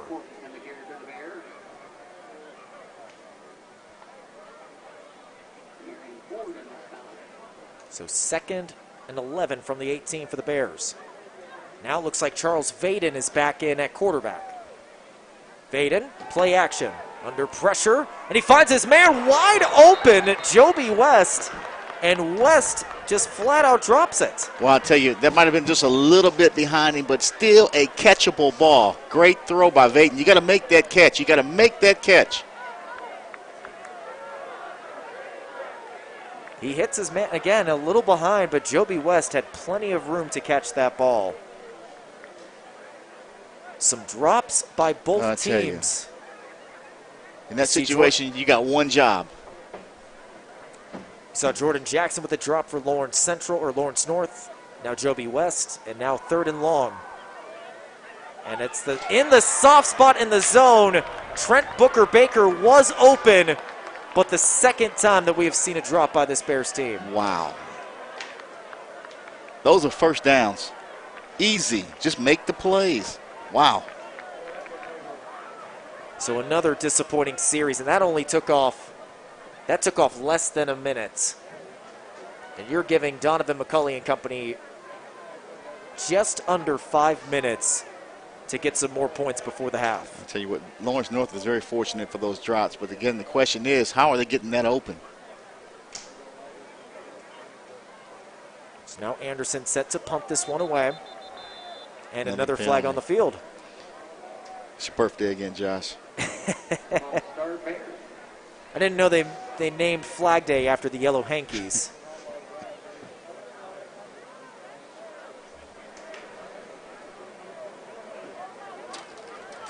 But yes, this first half has been littered with Yellow Hankies. Now let's try this again. Anderson with a high snap. And he gets this one away. Shorter kick, but it takes a Lawrence Central bounce all the way into LN territory. And a good job by the gunner, Javante Stanberry, to field it at the Lawrence North 44-yard line. Considering how he caught that ball and punted it, that's actually a great kick. You never know with that football. It's exactly what Pat Mallory said when we talked to him this week. When you have an oblong-shaped ball, you never know how that ball is going to bounce. Absolutely. So let's see if we can get this started without a penalty. So 4:37 to go in the first half in what feels like an endless first half. McCulley working out of the gun. Play action. Finds his tight end, Dwayne Montgomery. Makes one man miss. And he needs 3, 4, 5 Lawrence Central defenders to bring him down. That's a big man right there in Montgomery. I tell you what, nobody was going to bring him down at all. Pretty hard to bring down a 6'4", 250-pound senior. He just keeps those legs just chugging and chugging. 1 guy, 2 guys, 3 guys, 4. There's the 5th guy. A gain of 11 for the big man. Again, seldom used in the passing game this season, but he's getting his catches tonight. McCulley with time to throw. Running around. And he's knocked out of bounds at the 40, but there is a late flag. That might be coming back. Looked like Darrell Johnson might have been in the area of a hold, and that is exactly what that penalty is.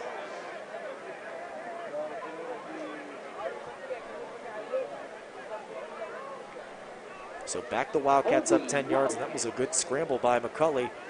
And here's an interesting scenario, too, for the Wildcats. We've seen a lot more throwing tonight from Pat Mallory and company. You know, despite the fact that they have one of the best quarterbacks in the state, they have been a run-first team all season.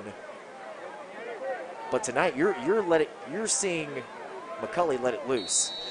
Well, you know, you have a weapon like that, and you have guys he can pitch it to, so you got to let him do his job. I wonder if you know how Russell Wilson for the Seahawks has that let Russ cook movement going on. I wonder if McCulley had a let D-Mac cook moment. Whoa! Flat that was nearly intercepted, but Omar Cooper off to the races. Look at him go! Flipping the field! Oh! He might go! He might go! Omar! And we got a penalty there, so. Oh my goodness, Omar Cooper. We'll see what the late flag is, but as of right now, that is a 59-yard touchdown. Which could have very easily been a pick 6 going the other way. As you can see here, McCulley looks over here, and look at this ball. Oh, look at that. And Cooper just takes over there, just cuts back, finds the seam, and at that point, there is no catching him. But let's see what happened here at the end, because the penalty flag did come in. Well, the flag is officially marked at the 7-yard line.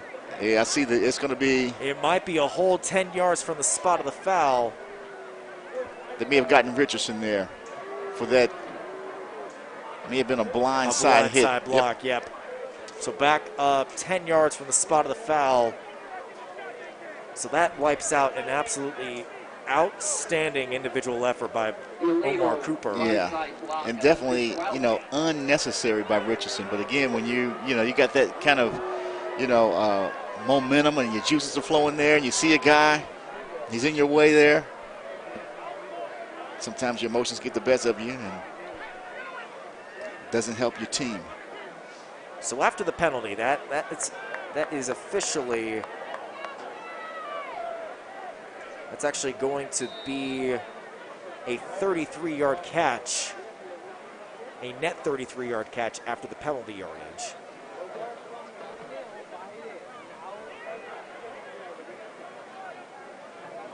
But here we go, under 4 minutes. And Lawrence North still looking to add some points. Here comes the pressure. Out to Cooper once again. Makes some men miss, and he lost the ball. Omar Cooper loses the ball. Lawrence Central says they have it.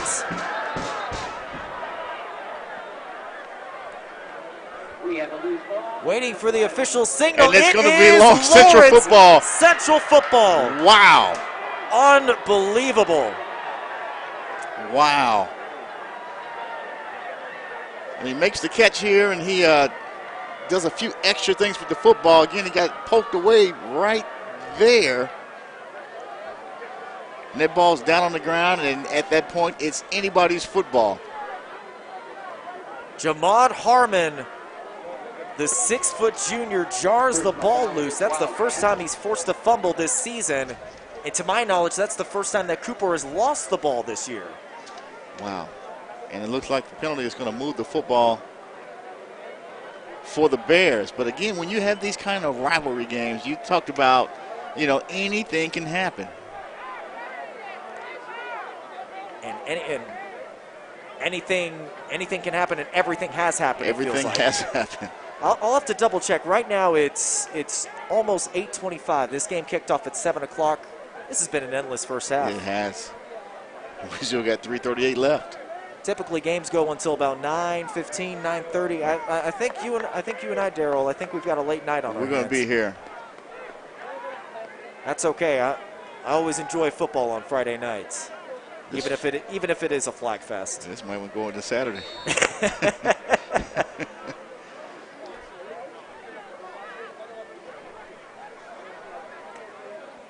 Well, you see Charles Vaden out of the gun, facing pressure. And he has to launch that downfield. Just got rid of it. I wonder if that's an intentional grounding. Did he get out of that? That is. He didn't get out of the. Even if he did get out of the pocket, there was no receiver in the general vicinity. And if so, that's going to be a loss of down. He's got to get out of the pocket there. Out of the tackle box here. He's got to get out of that. But again, we talked about Vaden a lot, especially since we've seen him the last couple of weeks. He's a lot better quarterback when they roll the pocket and give him more time.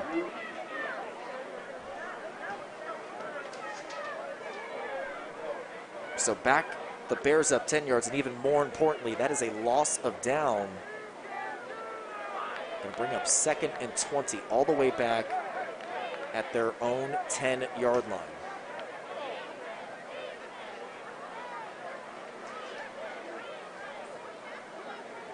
Again, we've been seeing the folks in the black and white stripes a bit too much in this first half. Perhaps, hopefully, we'll have some better execution in the second half. Nonetheless, Lawrence Central trying to capitalize after the fumble recovery. Another penalty. Wow. I should perhaps stop speaking about the officials. I'm speaking it into existence, Daryl.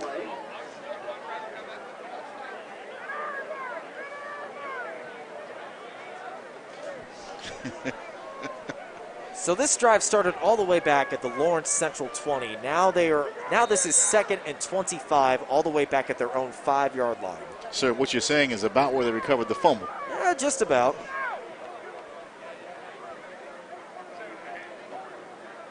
So now 2nd and a mile for this Bears offense. Vaden, handoff up the middle to Debbie Brown. And he is brought down quickly, maybe a yard or so. The Bears just trying to get some sort of breathing room. Do we have another flag on the field? Another flag on the field. And that is a sideline warning on Lawrence North, so not an official penalty, but it seems like every play at this point, Daryl, has just been some sort of penalty.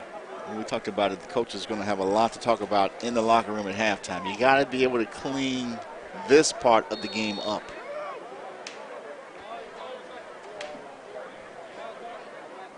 Clock continuing to roll in this first half. 3rd and 23 officially from the 6-yard line.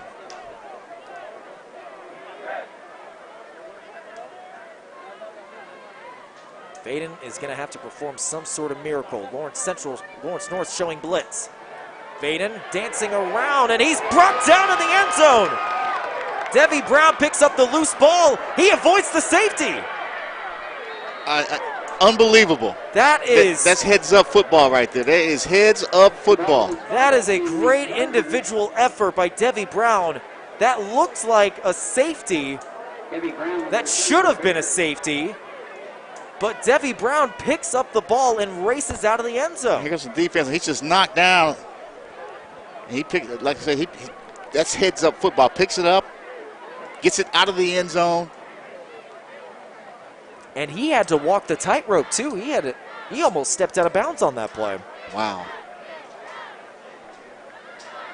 So instead of 2 points for Lawrence North, we're going to see the punting unit, and as much scoring plays we have seen tonight, that's perhaps one of the best plays we'll have all night. Wow.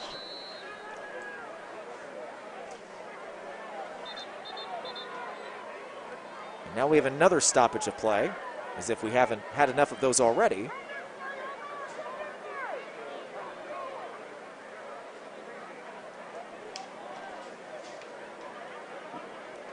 Well, what car company gives you a choice of some of the best auto brands? It's the Tom Wood Automotive Group. With 12 brands including Honda, Ford, and Volvo, you are sure to find the car you are looking for. Find out how easy it is to buy your next car at tomwood.com. And let's drive with a team that drives high school sports.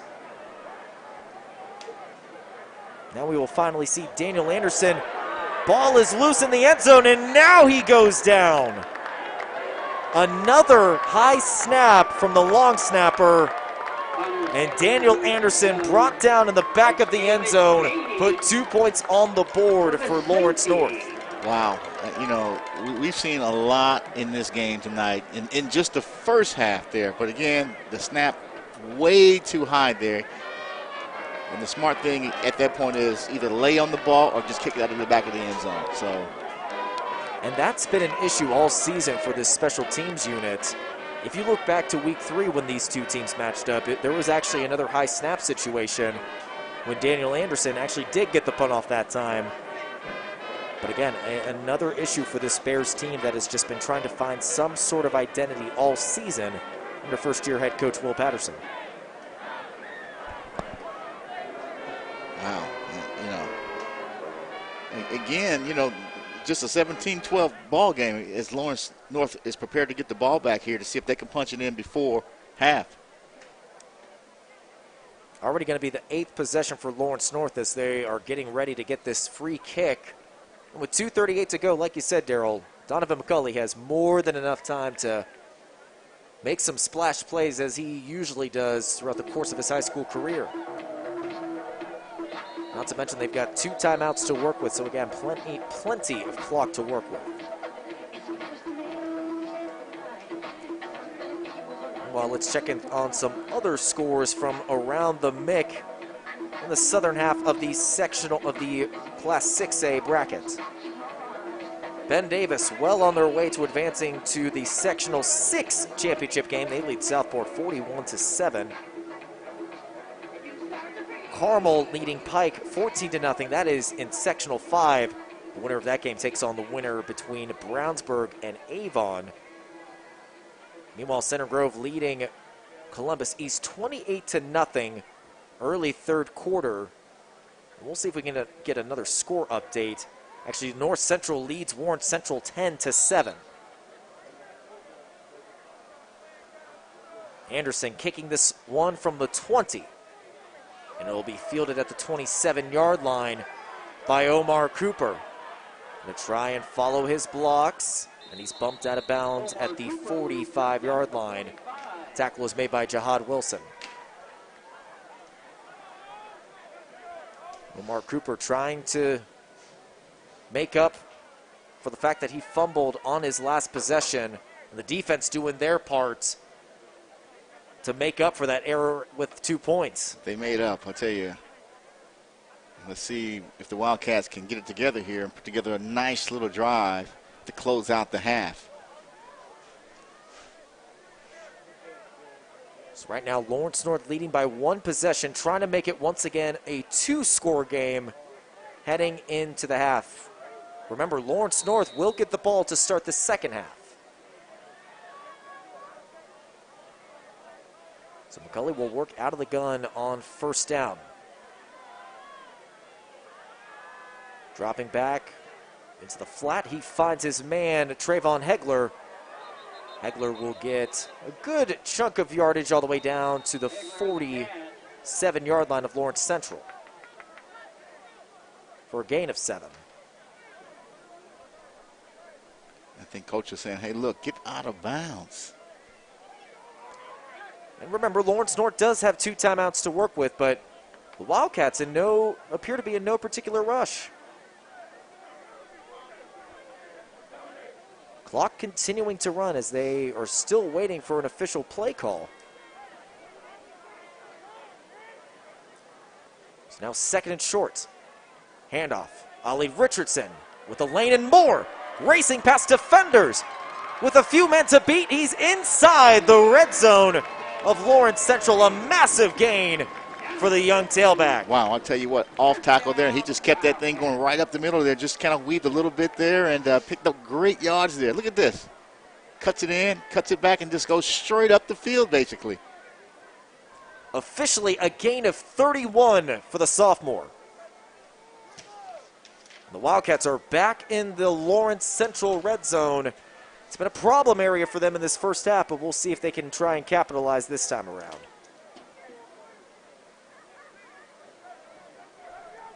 With just over a minute to go, McCulley, play action, rolling out of the pocket, and launches it for the touchdown. Anthony Hughes. Well, I'll tell you what, Hughes went up and got that one, got the feet down, touchdown Wildcats.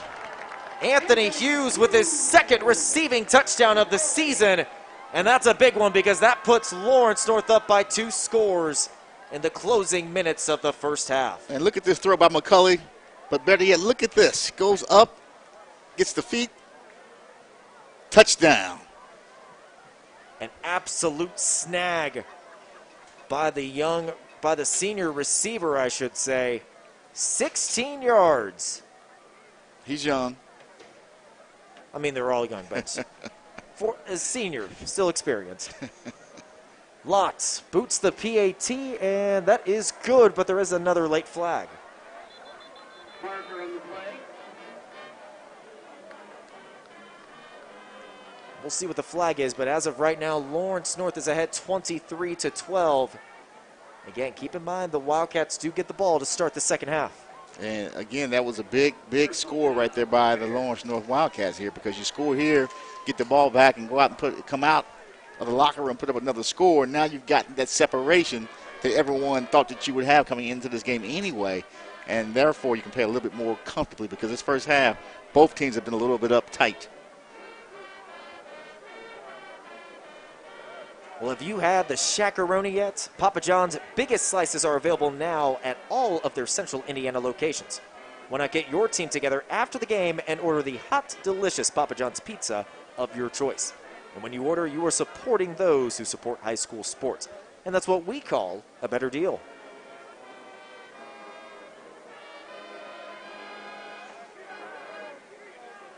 So stay tuned after the conclusion of the first half. We'll recap this one, including all of the highlight plays, and there have been plenty of them in this first half. Also check in on scores from around the MIC as well. Again, all 8 MIC schools in action tonight for sectional semifinal play. At least 2 MIC schools are going to be calling it a season after tonight. Rather 3. I did the math incorrectly. You got 3?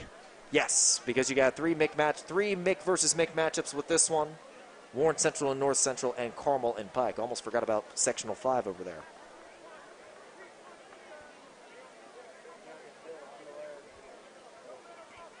So a late flag. It was actually a personal foul on Lawrence Central. So Zach Lotz is actually going to be able to kick this one off from the Lawrence Central 45. I would not be surprised if they try an onside kick here. We've seen just about everything tonight. Again, that would not be surprising. We've seen Lawrence Central do it. Why not Lawrence North?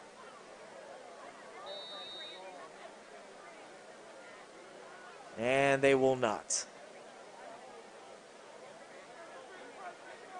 Even if they did try the onside kick, it would almost be a wash if they didn't recover it. Instead, Lotz boots this one through the back of the end zone. And 1:07 to go. Lawrence Central only has 1 timeout to work with. Perhaps they can find a way to get some points at the end of the half and maybe cut it down to a 1-score game. Yeah. And though a little sloppy, this is probably one of the better halves that Lawrence Central's played this season. That just goes to show you the amount of struggles they've had so far this season. The fact that this could be considered one of their better halves. 8 drives apiece for both sides. A lot of that has to do with the miscues and all of the penalties for both sides. Of course, Lawrence Central, their offense has been able to cash in only once in this first half, and that was thanks to a Devi Brown 20-yard run. Mason on first down with a quick throw that's tipped off the hands of his intended target, but Monte May is actually there behind Darian Miller. But it looks like that it probably would have been better to fall incomplete. Definitely. He wants a face mask. He's saying, hey, look, you guys missed it there. He had me by the face mask, but we should be another penalty flag out here. Well, we will get a timeout for Lawrence North, perhaps trying to think strategically, hey, if we get another stop here, let's see what we can do. Get the ball back in McCulley's hands.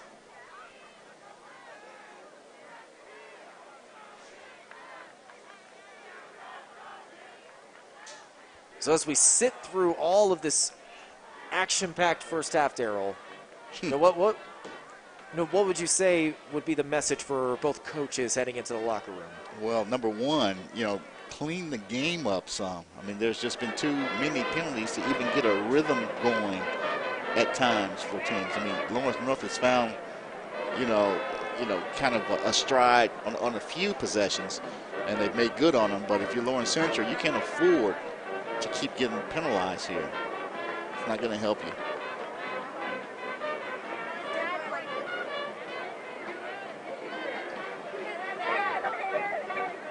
Meanwhile, for Will Patterson and company for this Lawrence Central team, definitely been a lot of growing pains. And regardless of the outcome of tonight, there's still a bright future ahead. I mean, just looking at the number of guys on this team that are going to be coming back.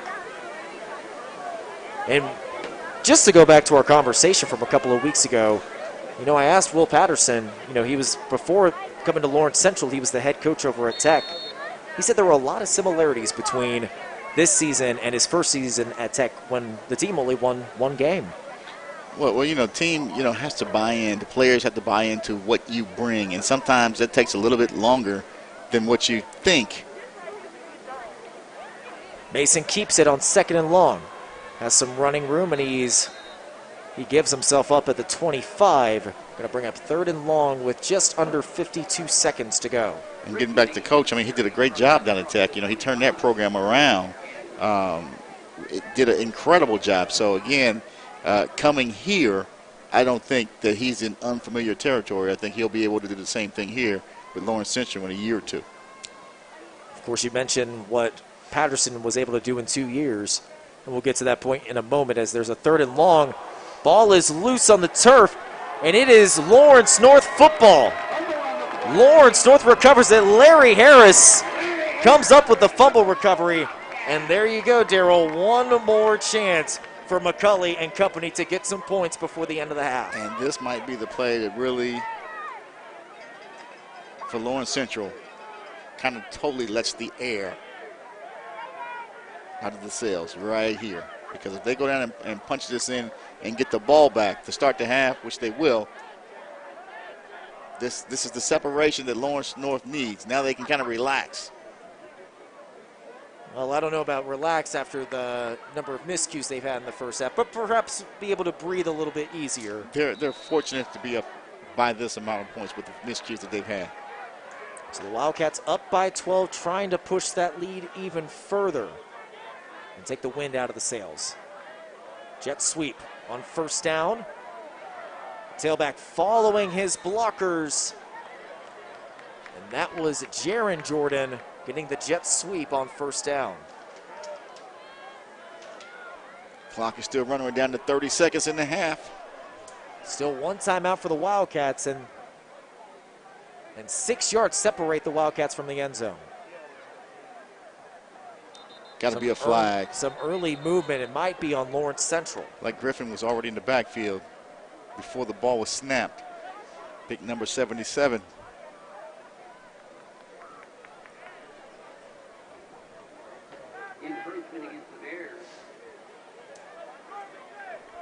So back up the Bears a little more. And that's actually going to be enough for a 1st down. So 1st and goal for the Wildcats. 1st and goal, Wildcats. So 1st and goal all the way down to the inside the 5-yard line.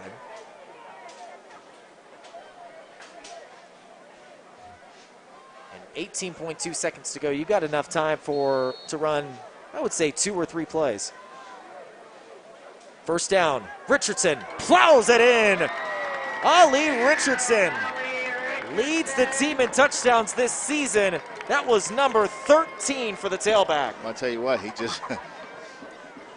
just rammed that thing right into the end zone there, and Lawrence North was able to put up 2 quick scores. That could be the one right there. That might be the nail in the coffin right there. Like you said, Darryl, with 11 seconds to go, Lawrence North leads by 18, perhaps 19 with the extra point to come.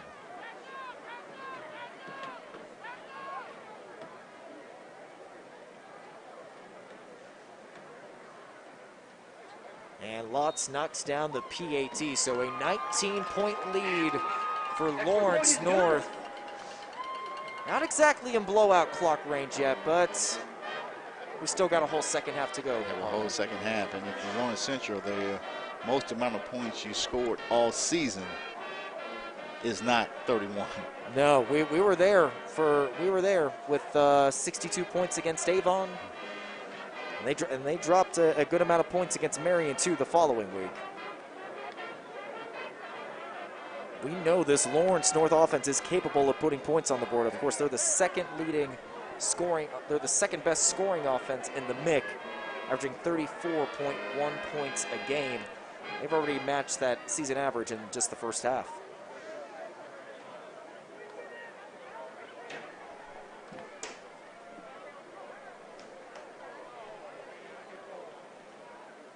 Just a reminder, folks, Lawrence North does get the ball to start the second half, so really the Wildcats are really pouring on the points with 2 consecutive touchdown drives. Perhaps they can make it 3 to start the second half. As you mentioned, this has been a very, very long first half. And that's an understatement right there. So just to recap, their season, we talked about the 62 points they put up against Avon. The following week, when they headed to Class 4A Marion, they put up 70. That was their season high. Going back to that Avon game, that was they played very well in that game. And Avon's a really good team. Of course, we know Avon and how dangerous they are. They're taking it to the Brownsburg Bulldogs right now in a Sectional 5 semifinal contest. They take on the winner between Carmel and Pike next week. Which will be a great game to see. Lotz kicks this one all the way down to the Lawrence Central 1. And Monte May will be brought down just short of the 20, leaving enough time for one more play for Lawrence Central.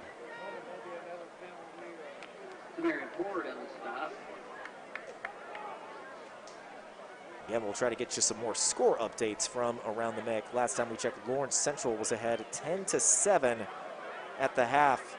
And actually, the Panthers just scored another touchdown with under 7 minutes to go. They lead Warren Central 17-7. So if the results hold, Darryl, North Central will be hosting Lawrence North next week in the sectional title game. Wow, that would be a 2 styles coming together in that game. And we will simply get a kneel down. Will Patterson has had enough. Had enough, yeah.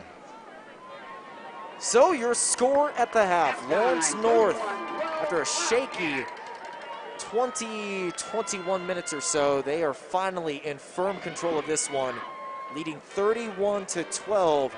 Of course, plenty of second half action still to come. We'll break down the first half and more after this.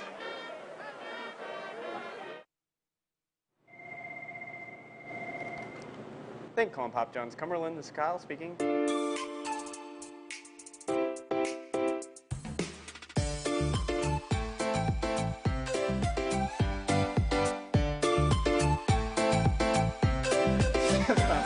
pizza's here! I know, right?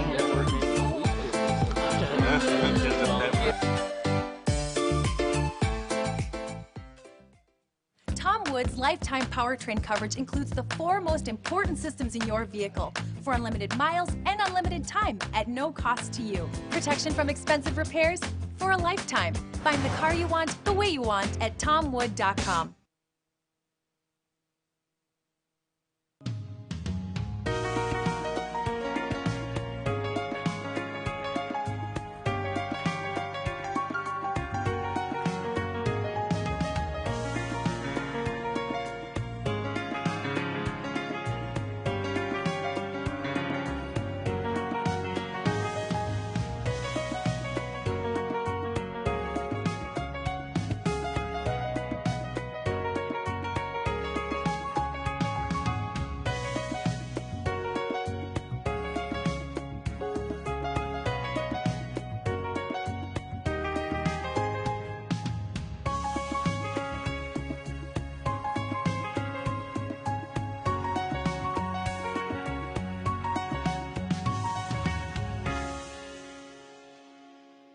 At Tom Wood, we believe you can't put a price on peace of mind, so we don't. With Tom Wood's lifetime powertrain coverage, you're protected for unlimited miles and unlimited time, all at no cost to you. Find the car you want the way you want at tomwood.com.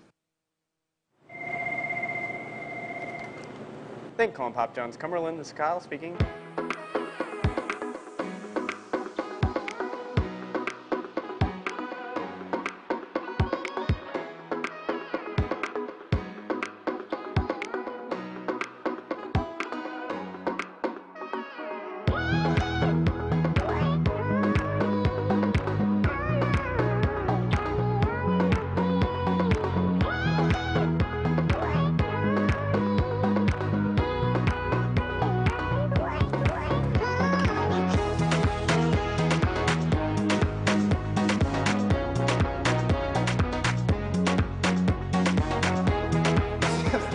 The pizza's here. Give me my Papa John's. Oh, Jesus, my favorite. I love the plane. Is that Supreme? Good.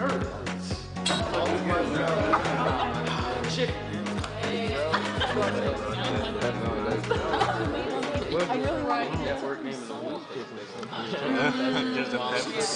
They scored touchdowns here. You gotta be able to get these guys off the field to get the nice punt. Yeah.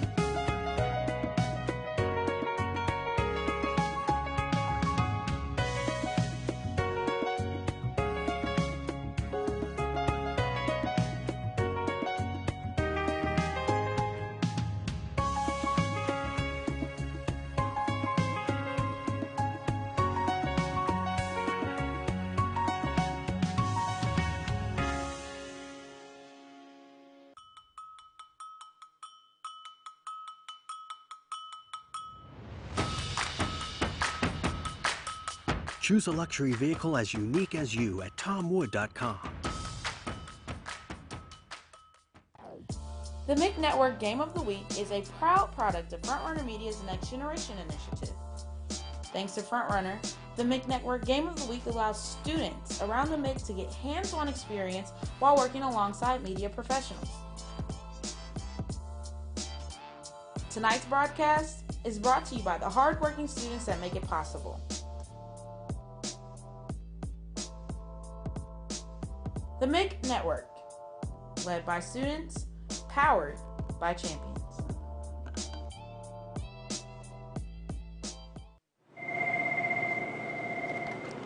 Thank calling Pop John's Cumberland. This is Kyle speaking. The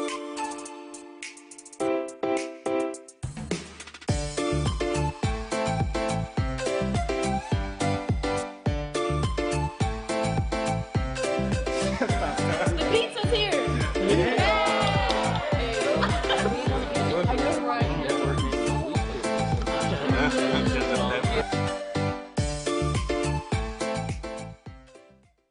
Tom Wood's lifetime powertrain coverage includes the 4 most important systems in your vehicle for unlimited miles and unlimited time at no cost to you. Protection from expensive repairs for a lifetime.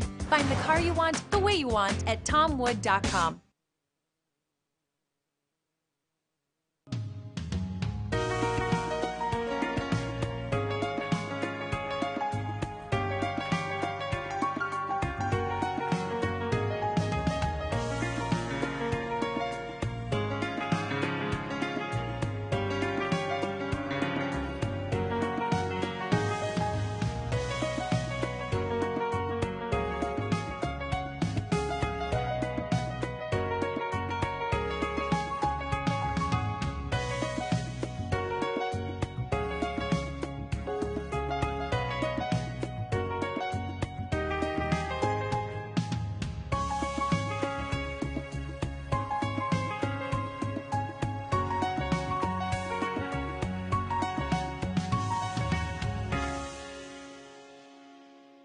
At Tom Wood, we believe you can't put a price on peace of mind, so we don't. With Tom Wood's lifetime powertrain coverage, you're protected for unlimited miles and unlimited time, all at no cost to you. Find the car you want the way you want at tomwood.com. Thank you, calling Pop John's Cumberland. This is Kyle speaking.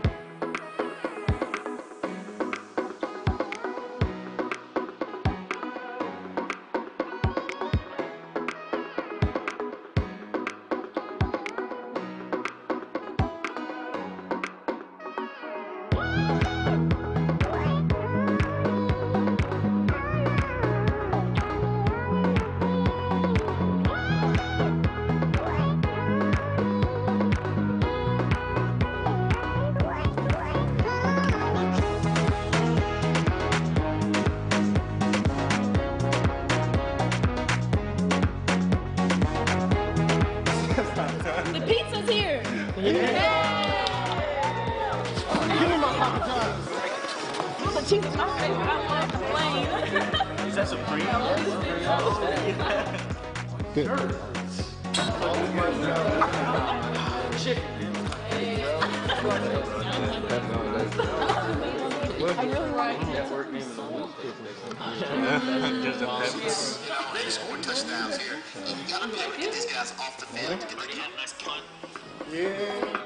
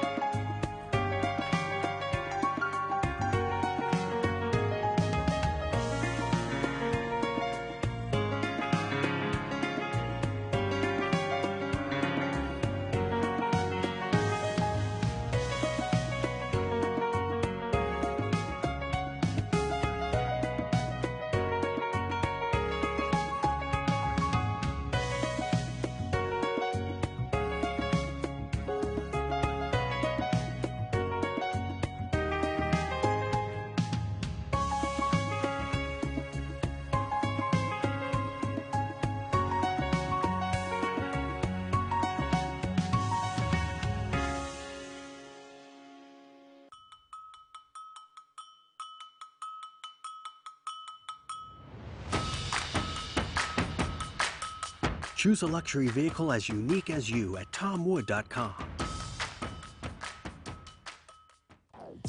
The MIC Network Game of the Week is a proud product of FrontRunner Media's Next Generation initiative. Thanks to FrontRunner, the MIC Network Game of the Week allows students around the MIC to get hands-on experience while working alongside media professionals. Tonight's broadcast is brought to you by the hardworking students that make it possible.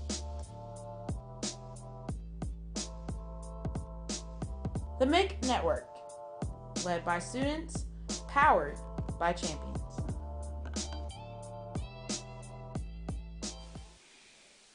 Welcome back to Lawrence North High School. Side of tonight's MIC Network Game of the Week. An action-packed first half, but Lawrence North is comfortably ahead, 31-12 through 24 minutes. Daryl, we saw just about everything. Big plays, mistakes, and most of all, penalties. How would you characterize this first half? I tell you what, it was a first half of, like you said, just mistakes. Over 28 penalties, over 200 yards. That is not a recipe to win for either side. But finally, Lawrence North was able to get some separation toward the end there, able to come up with some unfortunate plays by Lawrence Central to be able to punch the ball in the end zone. Like here at half, they lead 31-12. Well, the scoring started on this absolute dime from Donovan McCulley to Omar Cooper. That put the Wildcats ahead 8-0. But some mistakes throughout the middle portion of that first half put Lawrence Central in striking position to make this a game. And then, again, that drive there we just witnessed there, just 2 plays, they're up 8-0. But after that, things kind of got a little hectic there. Both teams, playing, keep away and give away and fumble here and trying to make big plays, and it just turned out to be a long half where both teams couldn't decide what they wanted to do. But finally, again, we talked about Lawrence North finally getting the separation, and now they can play in the second half a little bit more comfortable here in a game that they should win, that they were picked to win. Well, on the previous play, as you see on your screen, one of the bright spots has been Debbie Brown for Lawrence Central. 8 carries in that first half for 50 yards, including a 20-yard rushing touchdown. But how about Lawrence North getting it done through all of their key pieces, not just McCulley and Cooper. You saw Donovan McCulley throwing a couple other touchdown passes in that first half, one to Jordan Jackson as well as another to Anthony Hughes. And we know that they have, when we're talking about Lawrence North, it's loaded full of weapons. And Jackson should have had another one that he dropped right there, but again, he made up for it and got one in the second quarter. Lawrence North, when they play that way, they're a tough team to beat. We saw against Avon earlier in the season. They can put up points in bunches. And again, if they play that way, they will be a tough out in sectional play. Well, for Lawrence Central, meanwhile, they had all the opportunities in the world to make this a game. They were down 8-0 at one point. They were down 15-6. Then they cut it back down to a 15-12 game, especially after the fumble recovery that was recovered by Jacob Griffin. You thought perhaps LC was able to make this a game, but Lawrence North doing their job, and especially because of some guys, some playmakers on their defense. Again, the defense has done a great job at times, with McCulley, just rushing him, putting pressure on him, making him make decisions. But then there's times when he's gotten away and he's made them pay. Like right here, that was almost intercepted. But we see Cooper take the ball and he just makes things happen here. But again, at the end of this play, something else happened. Here comes the penalty right about there. And so they had to come back again. The theme for halftime has got to be clean up the mistakes, gentlemen, and let's go out here and play a decent second half of football. Well, you see the final passing touchdown in the first half to Anthony Hughes, and that is your first half summary right there. 31-12, again, Lawrence North in front. When we come back, we will preview the second half and get you all set for the final 24 minutes in this sectional semifinal action.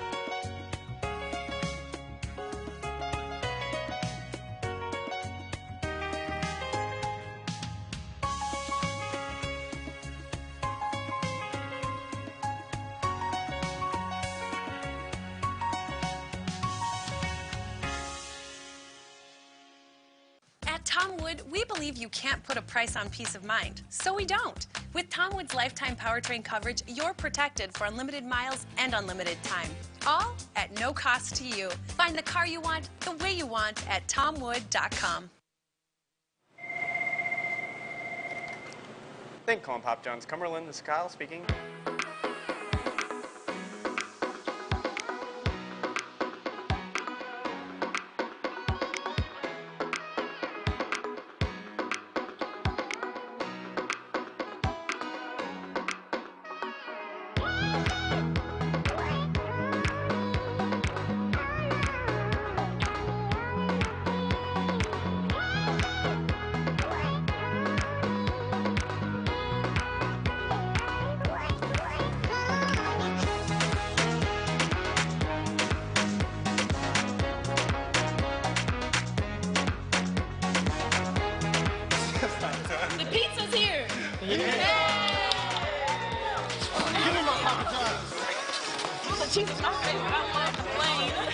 Is that Supreme? Good.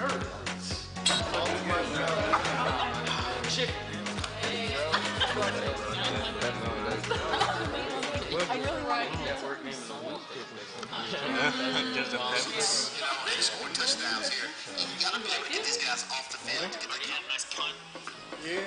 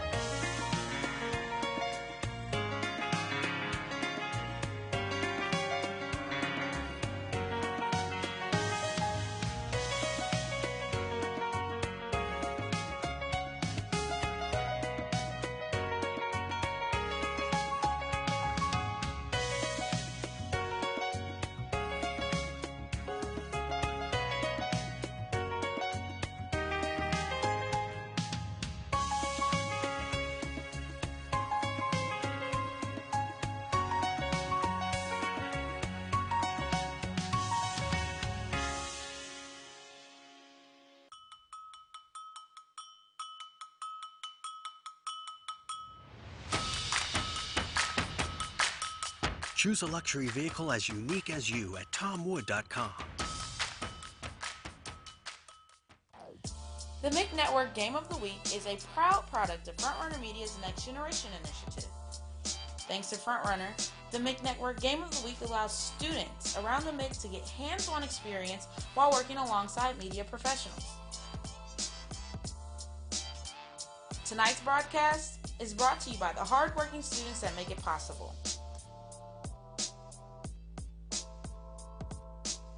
The MIC Network, led by students, powered by champions.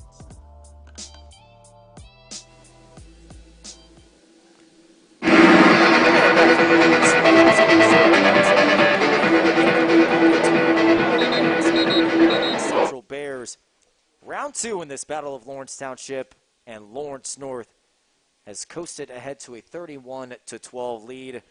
Some other scores from around the MIC.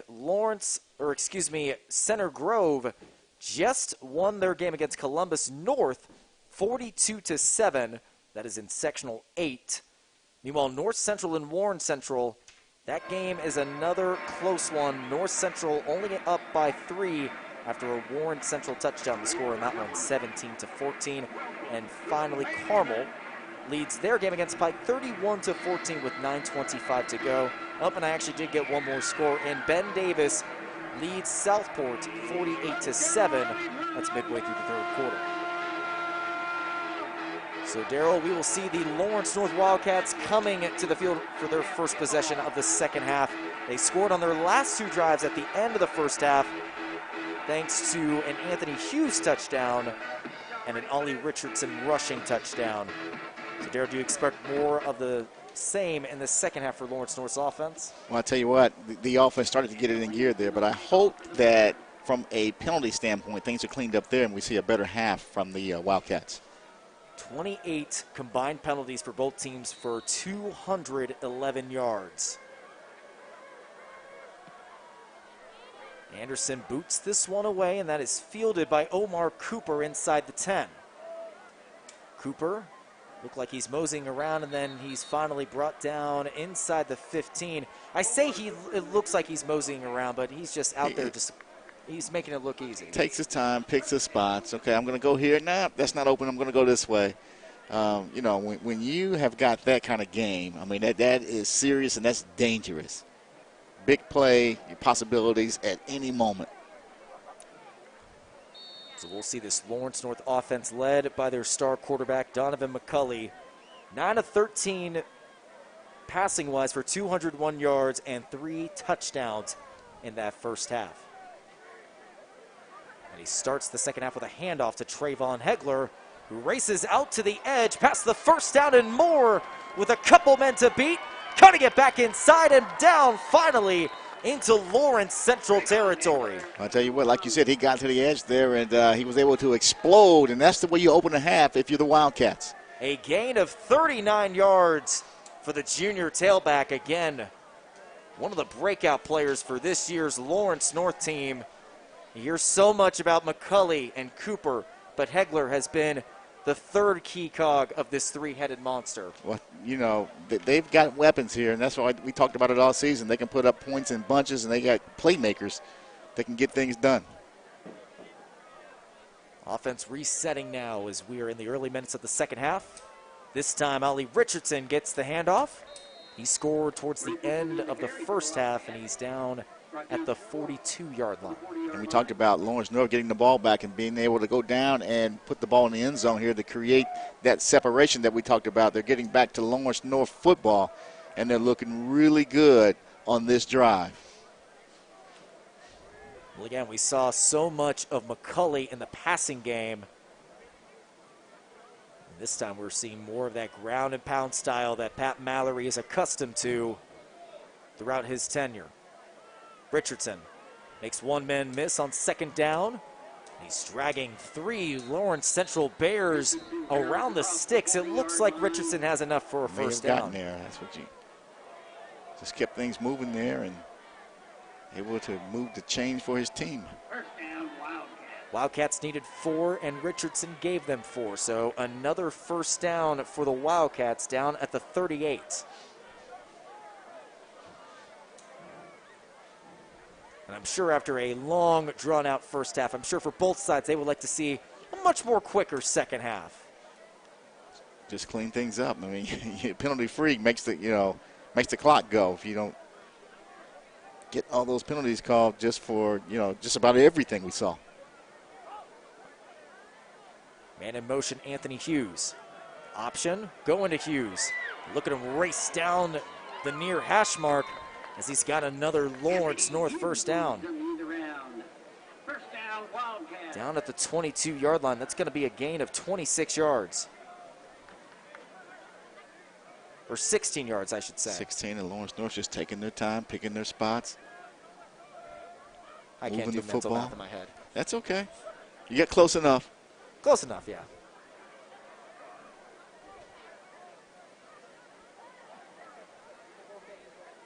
So now first and 10 from the 22. Lawrence North trying to put some more nails into the coffin. And Trayvon Hegler takes the Wildcats into the Lawrence Central red zone for a gain of 2. Already the 6th play of this drive. Look at how much time is coming off the clock. We're nearing 3 minutes on this drive. And this may have been the longest stretch this game that we've gone without seeing a flag. I'm really hoping the announcer's curse doesn't come into play now. Let's see what happens here. I had my announcer's jinx moment a couple of weeks ago. Yeah. I feel like you're due for one any minute now. McCulley dancing around, heaving it to the end zone, and what a leaping grab! An incredible play made by guess who? Omar Cooper. Well, I'll tell you what, McCulley just stood tall in the pocket there, waited, and tossed it right into the end zone there. As you can see, just rolls out, just waits, and just zips it into the end zone, and Cooper goes up, takes a hit, goes to the ground, maintains control. Touchdown, Wildcats. Omar Cooper already with 2 receiving touchdowns on the day. That is number 12 as far as total touchdowns. And another outstanding effort by this playmaker right here. He has 4 catches for 125 yards as Zach Locks nails the PAT to make it a 26-point game.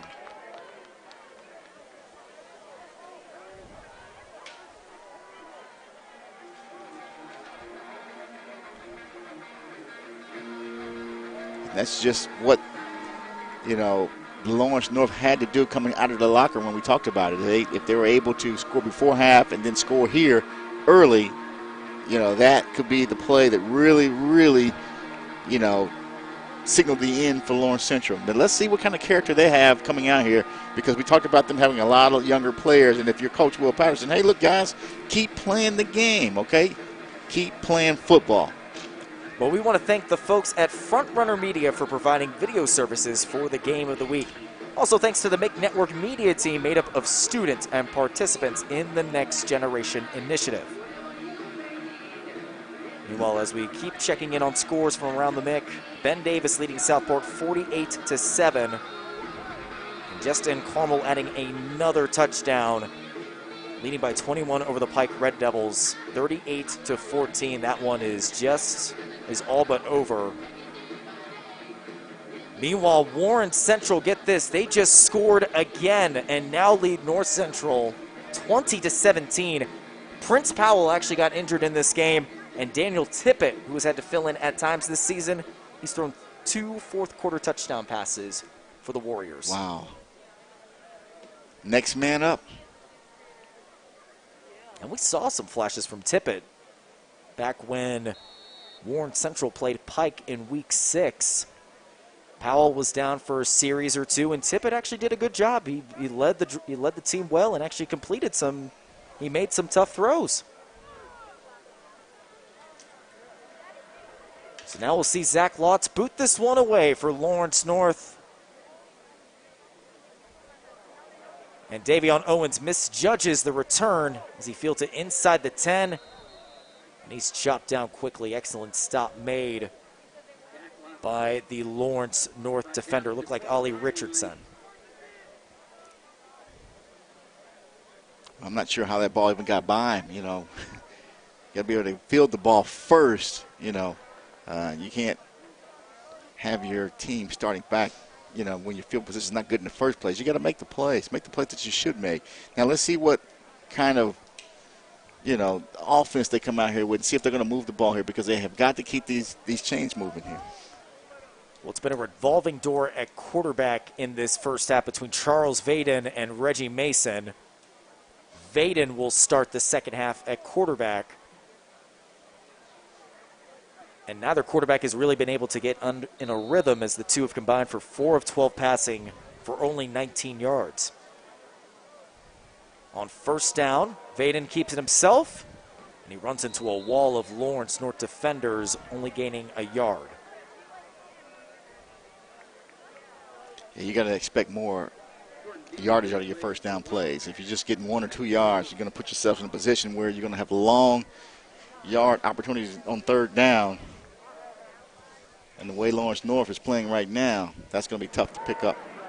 Gain of 2 officially as the Bears face 2nd and 8.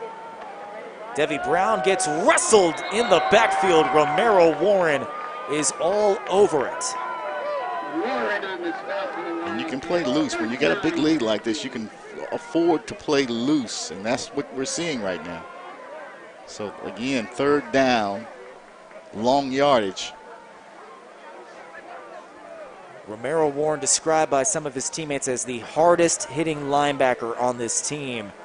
You saw why, just absolutely slamming Devi Brown on that last carry. So now another 3rd and long coming up for the Bears. Vaden under pressure, has to step up, and he's brought down. Danny Royster and Larry Harris combine for the sack. Larry Harris and Danny Royster, 2 of the best defensive linemen in the state. Royster actually 3rd in the MIC in sacks with 5 this season, and he's going to get credited with another half sack. And Vaden there just didn't really have anything downfield and tried to tuck it and run with it, but he didn't have enough time to get out of there. Goes down, and LC's on the field with the punting unit. So another punt coming up for Daniel Anderson. He's had some long snapper issues. This time he gets it away cleanly. Omar Cooper calling for a fair catch. And instead he gets to field it. He called a fair catch. And race it in for the end zone. I tell you, he called a fair catch. They didn't see it. They didn't indicate that he did. He picks it up and scores with it. But I tell you what, he absolutely did call for the fair catch. So some confusion out on the field, because you're right, Daryl, he did motion for the fair catch. But we'll have to check the rule book for this, because can you field the ball after it hits the turf and keep running with it? Definitely a unique situation. That is very unique, and they're getting together, the officials I'm talking about, and they're going to discuss this, because, you know, once he calls for the fair catch, everyone backs away. The defense is kind of on their heels, and Cooper just snuck around and picked it up and just took off with it. So the officials are still conferencing right now. As it stands, that is a punt return touchdown for Omar Cooper. Definitely, but that's one of those situations where you have officials together, and you usually have a guy on your crew that is the rules guy, and they're actually going through this right now trying to figure this thing out. It's too bad we're not like the NFL on Fox or CBS crew that has like our own official rules experts to chime into right now. This would be very handy right now. We can kind of simulate. Josh, let's go to you. What do you have? You got an NFA? Well, if I had an NFHS official rule book, it'd be a lot easier right now. So the official does call it a touchdown. And an unsportsmanlike conduct penalty on top of that. So insult to injury for Lawrence Central. Well, when you call, I don't know the answer there, but if you call for a fair catch, you're indicating that you're not going to field the football. So a bizarre circumstance for Omar Cooper, but nonetheless, he calls the fair catch. The ball hits the turf before he fields it, picks it up, and races into the end zone. And when it rains, it pours for Lawrence Central. I guess I'm just trying to wrap my mind around that.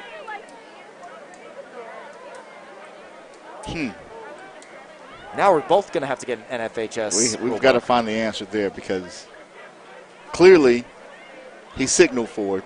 The ball bounced, and all the defenders just kind of backed away from it at that point. They're just waiting for it to roll and come to a stop.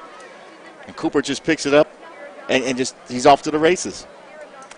Well, right now Lawrence North is ahead 44-12, ahead by 32.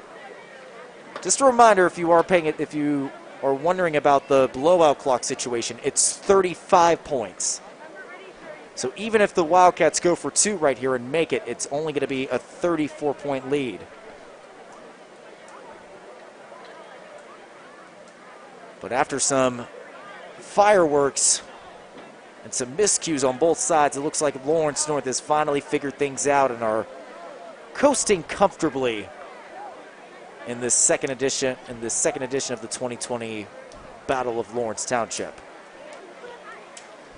The halftime speech took, because it's working. Everything they're doing is working.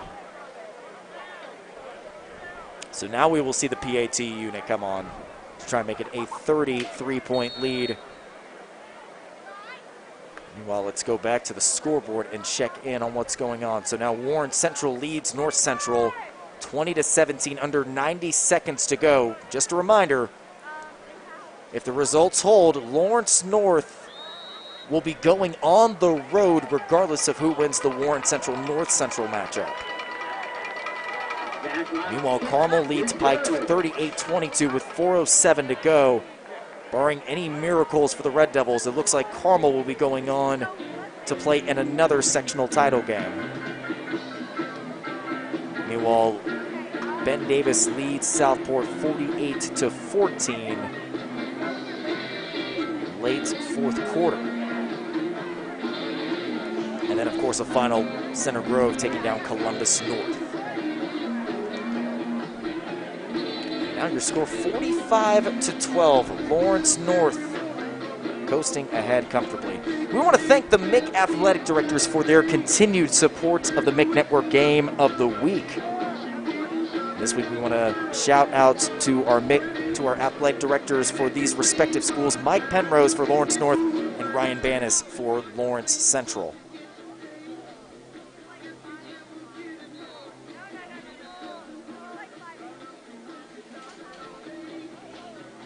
I was trying to see if I can briefly find out about the fair catch, man. That has gotten my interest there. I know, that's going to be eating away at you. And I don't see anything in here that gives me the answer that I want. Meanwhile, you've got the DJ for Lawrence North. Some well-timed music right now. You got taking care of business, and that's exactly what Lawrence North is doing on this Halloween Eve. Speaking of Halloween, Daryl, do you have a Halloween costume planned out for tomorrow night? Yes, I do. What is your costume? I'm going to go as me. All suited up and everything? Absolutely. You're not going to go as the Allstate man? That's an inside joke for the folks back home. Daryl Morton always gets confused as the okay. Allstate man that you see on the commercials every NFL Sunday. Josh, you've got me a few times tonight. Well, I've got to. I gotta get every last quip in while I can, buddy. Mr. Jarrett would be proud of that one, let me tell you. I could go down one more topic, but and I'm sure you know which one I'm talking about. I'm not going to bring it up. Yeah, though. don't bring that up. Well, we still got 6:43 to go in the third quarter. Again, Lawrence North, after some struggles in the first half, are well on their way to going back to the sectional title game. Daryl, I asked you this in the preview, or right before we went on the air. Let's see how good your memory is. When was the last time that Lawrence North made it to back-to-back sectional title games? I would say, was that 89-90? Yes, sir. Okay. When was the last time that Lawrence North won a sectional title? Pass. 1990. Okay, here we go. Meanwhile, Charles Vaden on first down keeps it himself, and he's brought down by guess who? Romero Warren. He just has a nose for the football. And Vaden only gets a couple of yards on that first down scramble. As you can see, the Lawrence North defense has stiffened big time in the second half. Of course, this Lawrence North defense, one of the better scoring defenses in the MIC, despite the fact that they give up a good amount of yards. Now you said it, Daryl. They are finally starting to stiffen up. Davion Owens in motion on second down. Handoff up the middle. Some more running room that time. That's actually going to bring up a 3rd and short for the Bears. Joshua Moody leads the charge for the Wildcats. Bring up 3rd and 5. Mark it a gain of 2. Make it 3rd and 5.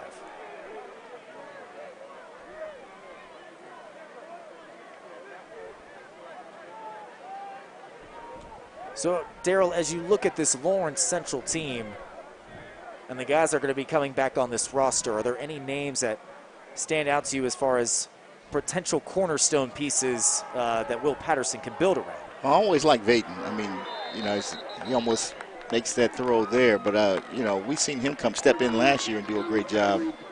I just think that's a guy you build around. So we've got another 3 and out, and that was actually a better throw by Vaden as he's trying to find his target Booker Baker once again.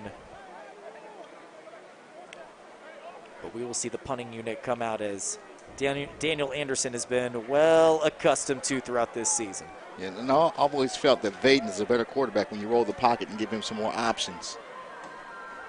Well, nonetheless, unless another quarterback option comes up, Vaden is still going to have another couple of years of development. And Anthony Hughes gets wrestled down to the turf. There might be a horse collar tackle involved as Devontae Stanberry gets the stop. The whistle has blown, at least 5 or 6 times. Guys have just got to understand the play is over. And as we see, there's a penalty on the field now. We see 5 or 6 flags on the field.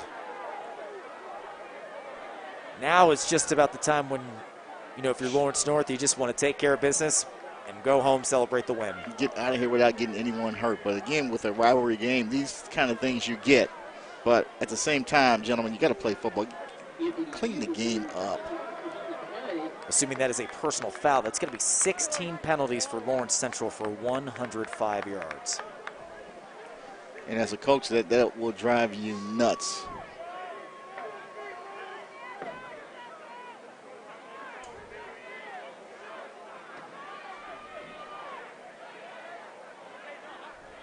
It's actually going to be, it will be a personal foul. So, yep, officially 16 penalties for 105 yards. Meanwhile, Lawrence North has had their own bit of sloppiness with 13 penalties for 121 yards.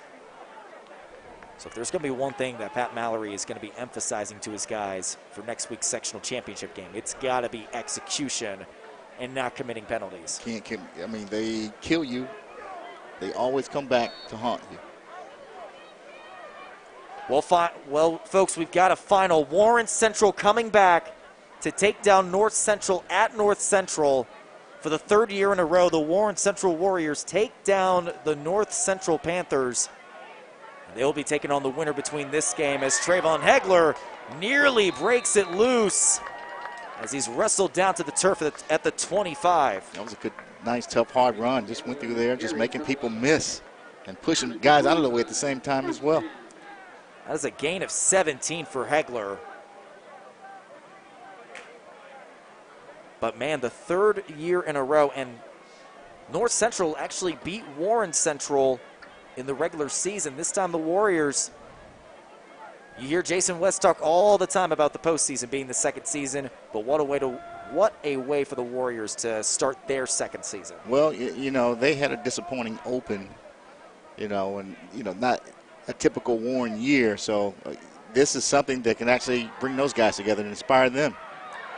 Cooper throws behind his intended target, but Anthony Hughes, rather Jordan Jackson, what a job by him to come back and make that grab. That's going to be a gain of 13 for the talented wideout, already with one receiving touchdown on the day. And the team in green, they are who we thought they were. Correct me if I'm wrong, the coach that said that, his last name was Green, right? That's right. That's a good reference right there. You like that, huh? That's a nice subtle nod right there. Nonetheless, over 4 minutes to go, and Lawrence North looking to go ahead by more than 35. Play action, dump off. Dwayne Montgomery levels one man before being brought down inside the 5. Well, let me ask you this, Josh. The man that made that reference, what team were they playing? They were playing the Bears. There you go. That was in 2006. Got the Bears out here. A Monday Night Football game. Oh, okay. You got to stay with me, Josh. The stay Bears are for Lawrence North, the Bears are who they thought they were. That's a great reference right there. Well, the official actually marks that down at the 7, so a gain of 5 on that first down passing play. McCulley trying to close the door on this one. Handoff. Hegler, end zone, touchdown, Lawrence North. Trayvon Hegler, for the 7th time this season, finds pay dirt, and Lawrence North continues to run up the scoreboard, now leading 51-12. At this point, it is certainly cruise control.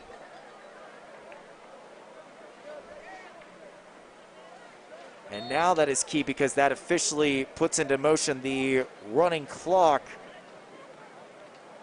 that the IHSAA put into effect last year for games that have a score differential of more than 25 points, or more than 35 points, I should say. So with that PAT, Lawrence North now leads by 40 with 3:55 to go, and this second half should be speeding up a lot more quickly.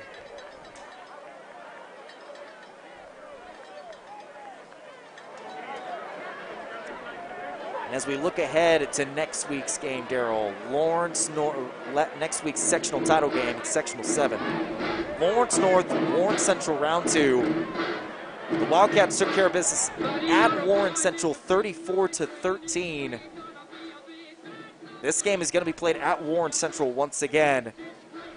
What are your initial thoughts on this matchup? Well, Warren Central is always a juggernaut when it comes to playoff football. And if you're Lawrence North, you finally got over the hump and you beat them this year, you have to go to their place and try to duplicate that effort. That is not going to be an easy task for the Wildcats. It's been a couple of years since Warren Central failed to advance out of their sectional. I believe the last time they failed to win a sectional title game was back in 2017. And that was the year when they were in the same sectional as Ben Davis. And LM will be favored, but again, there's a lot of pressure to go down there and beat those guys on the far east side.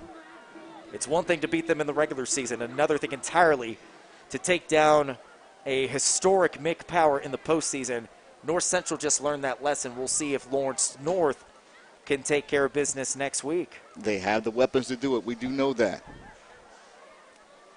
Meanwhile, let's take a look in at some other scores. Let's see if Carmel has a final score. They do.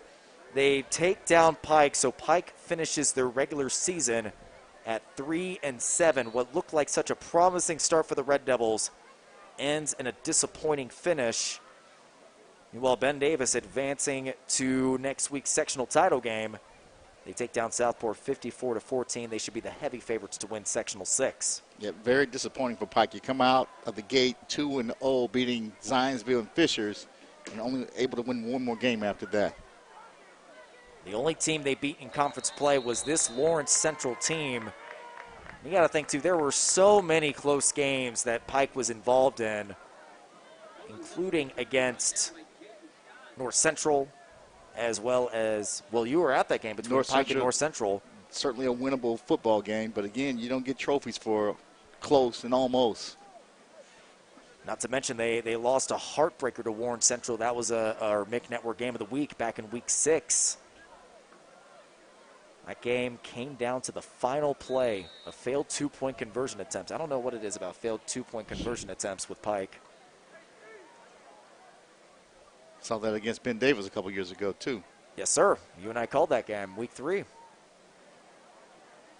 You know it was Week 3? I've got some decent memory sometimes.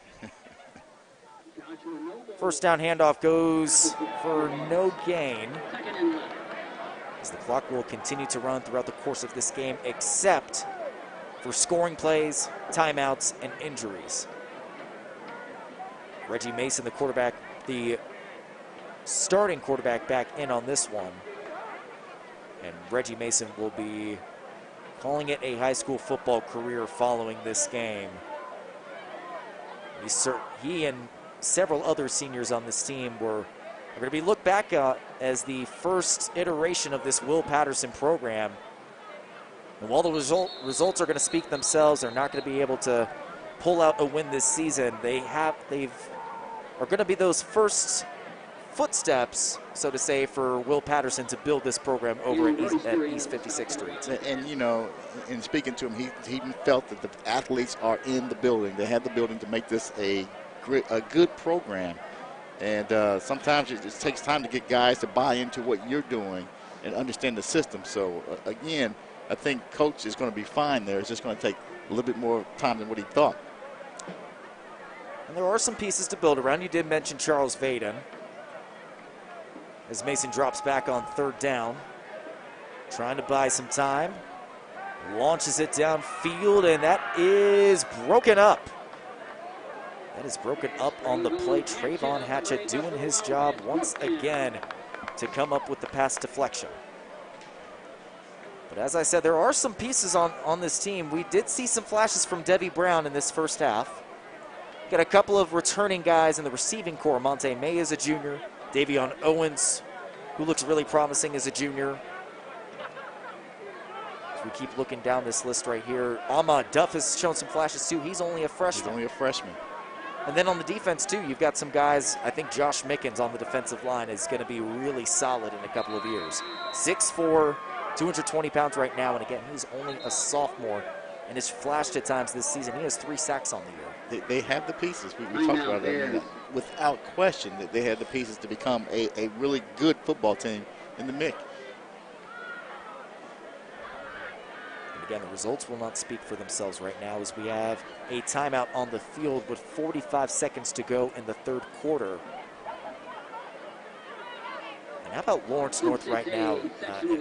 Well, to go back to Lawrence Central, if there's one guy that knows just how tough it is to build a football program in Lawrence Township, it's the guy on the other sideline with Pat Mallory. Absolutely. He's had his share of disappointment and frustration over the years, but he stuck with it, got a group of players that have gone through the system, and you can see the results now because you have a lot of stars on that side of the football.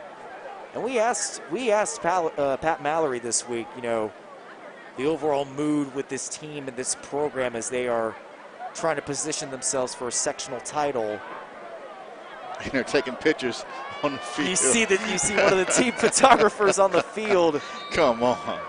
They're trying to model after the NFL guys after a turnover. From Lawrence Central, I'm running the play. I'm snapping the football. trying to sneak a peek before the punting unit comes out on the field. That's too funny. Man, if you're Lawrence Central in that field, that's kind of a rubbing salt in the wound, That's wouldn't you think? disrespectful. But you know how heated this rivalry can get between these two teams. Yeah. Good punt by Daniel Anderson, and Leonard Duke, the corner, fields it at the 46-yard line. So Donovan McCulley's day is done as the Lawrence North quarterback. Dallas Jet, the second-string quarterback, is going to get some run in. And, man, the hype surrounding Dallas Jet. Just a sophomore. He's only a sophomore, and there is some extreme hype around this young kid. Just talking with one of his teammates, Danny Royster, this week, he made sure to give some credit out to Dallas because he knows, I mean, Dallas is obviously going to be the future at this quarterback position, but they've already seen some flashes in practice and during the JV games.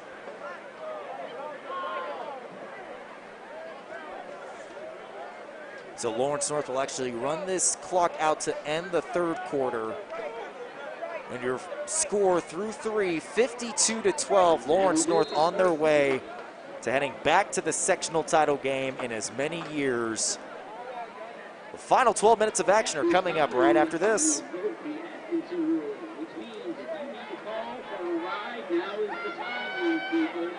Make that call. Get those chariots, get those hot rods here.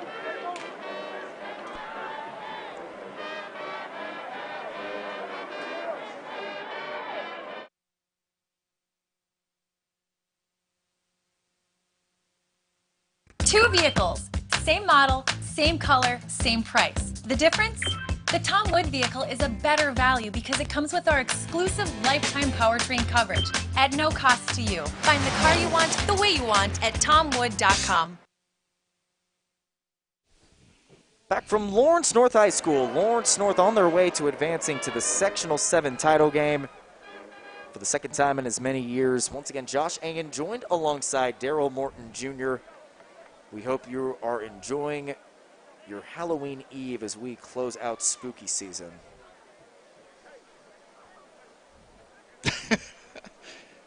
Josh, you are on top of it tonight, buddy.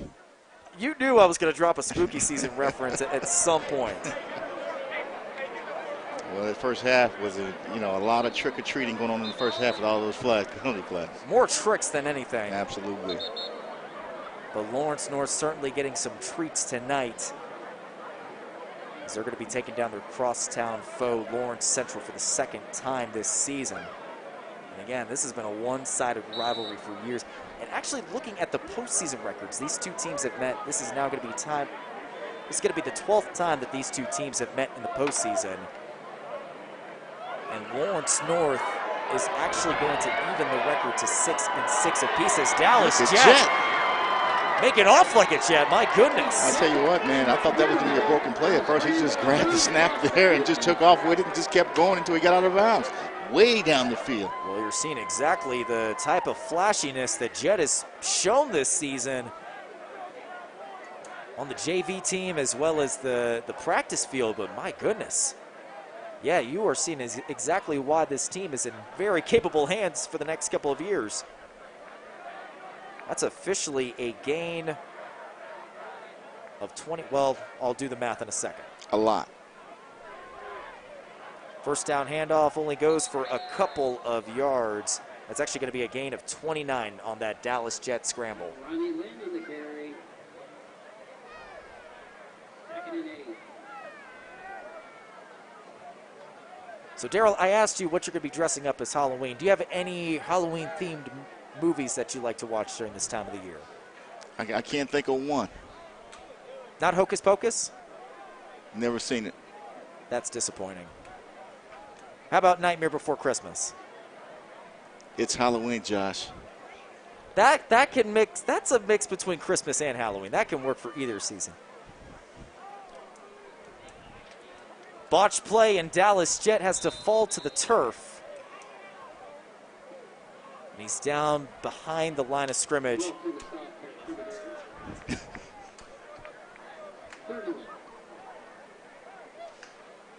So with just over 10 minutes to go, 3rd and 11 now for Lawrence North. And just going back to our conversation earlier about this Lawrence North program, You know, when we talked to Coach Mallory this week, you know, one of the first things he brought up as far as the overall outlook of this program, he didn't mention the varsity team. He mentioned actually the freshman team. He did. He did. That freshman team finished 7-2 this season.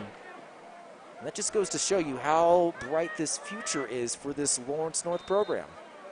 Well, you have a system, a formula. You keep, you know, inserting parts and pieces into it, and it just kind of keeps things going and flowing.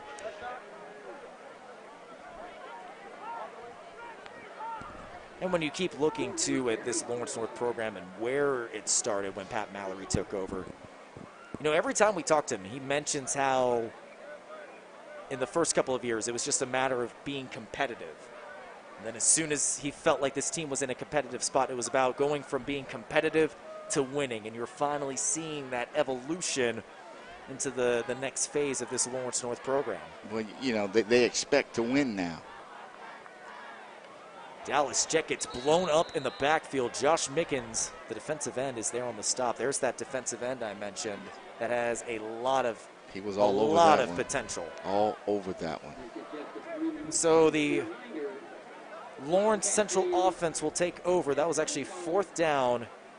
Lawrence North was just trying to keep that clock rolling, and it will continue to do so even through this change of possession. You see the Lawrence Central offense for at least one more possession tonight. They've been held scoreless in this second half. That just goes to show you how good this defense was able to adjust. Well, they did adjust, but again, it also helps too when you get some separation on the offensive side. Now Reggie Mason will come out to the field. We'll probably see Mason for the rest of this game, considering this is his final outing in a high school uniform. And off on first down to Devi Brown. He's pushing the pile all the way down to the 44-yard line. In a 7. Again, another flashy player that, you know, perhaps Will Patterson can build around. Clock continuing to run. Play action. Mason giving it downfield wide open. And he finds his man, Joby West, for a Lawrence Central touchdown. 64-yard strike. That's absolutely something that they can build on, you know. I take it back 54 yards. Joby West finding the end zone for the first time all season. Well, Illen got caught looking in the backfield there. Well, nonetheless, a good moment for the 5'11 senior right there. At least he's able to get one score in his final year before he calls it a high school football career. So there you go. The Lawrence North defense finally gives up some points in the second half. Some unorganization right here as you see the PAT units. Some guys not being ready to line up. And here's something we haven't mentioned, Daryl. There's a bit of confusion leading up to warm-ups. You know, typically teams take the field around 6 p.m. an hour before kickoff. We were wondering, you know, where's Lawrence Central? Why aren't they out on the field? All we were seeing was Lawrence North. Lawrence Central showed up at 6:15 this evening, 45 minutes before kickoff. That's a very late start. You know, we looked out and we saw them climbing off the buses, which everyone was like, you know, that you never see that. But again, that's one of those situations where they came in here chanting when they walked on the field, you know, why not us? Let's shock the world. Well, didn't quite work out that way for the Bears.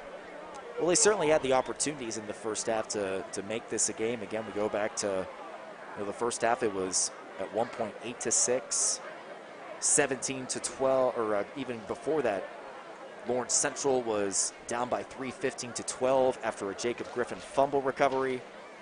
But then they gave up some points of their own after a safety, and then finally Lawrence North was able to slam the door shut towards the end of the first half. They had Lawrence North playing out of rhythm. They did play well in the first half in stretches. Again, both teams aided each other with the penalties, both ways. But like you said, in the end, Lawrence North just finally realized who they are. They're Lawrence North, and just started to run away with this thing. Well, after some sloppiness in the Middle parts of the first half, Lawrence North will be coasting ahead to this in this one, 52-19. I tell you what, as we near the end of October, Daryl, we're about to approach November, and it's always around this time of the year, you know, during the middle of the postseason for football, when basketball season sneaks up on you. Speaking of basketball, how about this upcoming teams in the MIC, including right here at Lawrence North, both the boys and the girls side? Well, we know what they come with. I mean, they are great teams, have always been, and, you know, even as I think back to how last year ended,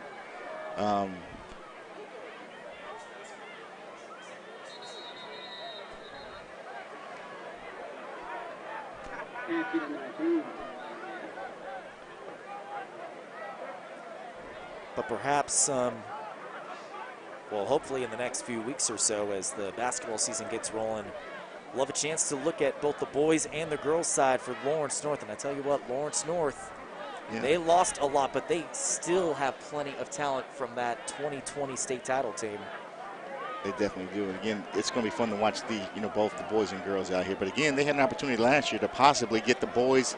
Well, they got the girls state championship, but they were on a roll there, coming out of a tough sectional.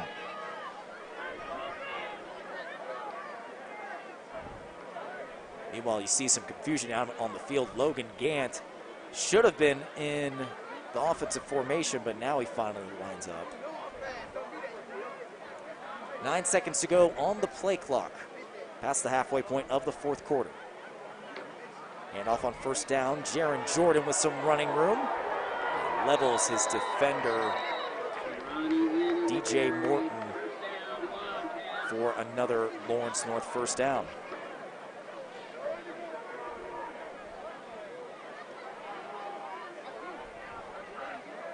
But yes, Daryl, basketball season just upon us right now in Lawrence North. I'm sure Mike Penrose, the athletic director for Lawrence North, is a very happy camper right now, considering the level of student-athlete play right now in this, across the board. Absolutely. Certainly happy. Past the 4.5-minute mark, play clock at 5. Jet on first down, loses the snap, and it's picked up. Like Logan Gant, or rather, excuse me, that is Ronnie Lynn was there to pick that loose ball up.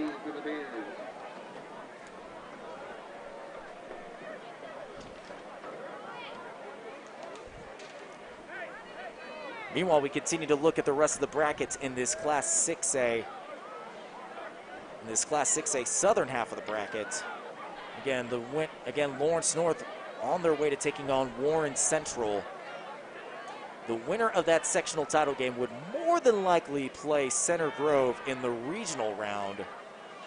Do you see, let me ask you this, Daryl, do you see anybody getting in the way of Center Grove from winning a state title? You think the Colts will play them a week? Let's stick the Colts in there. That's the only team that I can see that can beat them. They might be on the road that weekend. They're usually on the road during Thanksgiving weekend. Nobody's beating Center Grove. Center Grove should have won last year. No one's beating Center Grove. Nonetheless, Center Grove, you and I, as well as our colleague Logan Hunt, we talk about this all the time with the dominant teams over the years. There's at least one game every season when they are at less than 100%. For the Center Grove, that game probably already happened, and it was against Lawrence North back in Week 8. Absolutely. So, again, that's a tough team. And even then, when Center Grove was playing at less than 100%, as Kevin Wilson gets the sack, even when Center Grove was playing at less than 100%, they found themselves down 13-0 at the half. And guess what they do? They score 28 unanswered and come away with an easy win.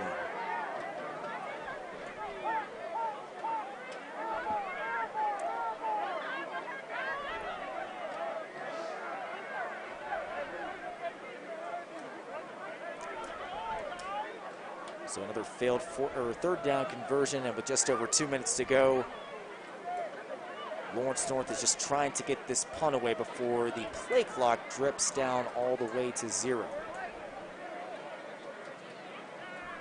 And he just gets it away. Beatty with a beautiful rugby-style kick. And look who's there to help field it, Donovan McCulley. Trying to brush it like it's a curling match.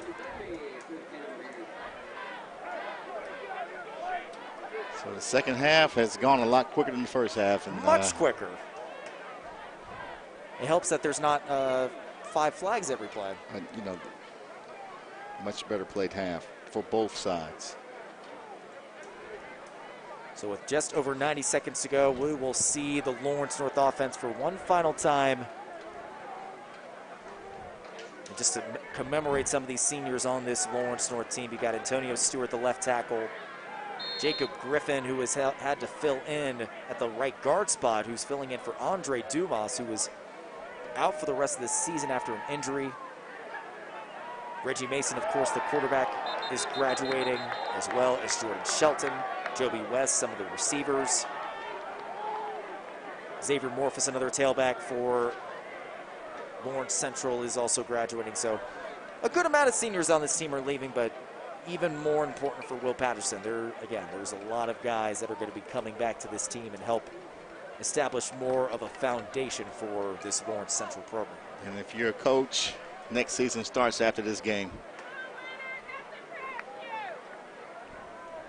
I mean, it's the thought process, thinking about what you got coming back. What can you do? Mason makes one man miss. Might be the last play of the game here. Perhaps, as there's under 24 seconds to go. The clock does not stop after the first down.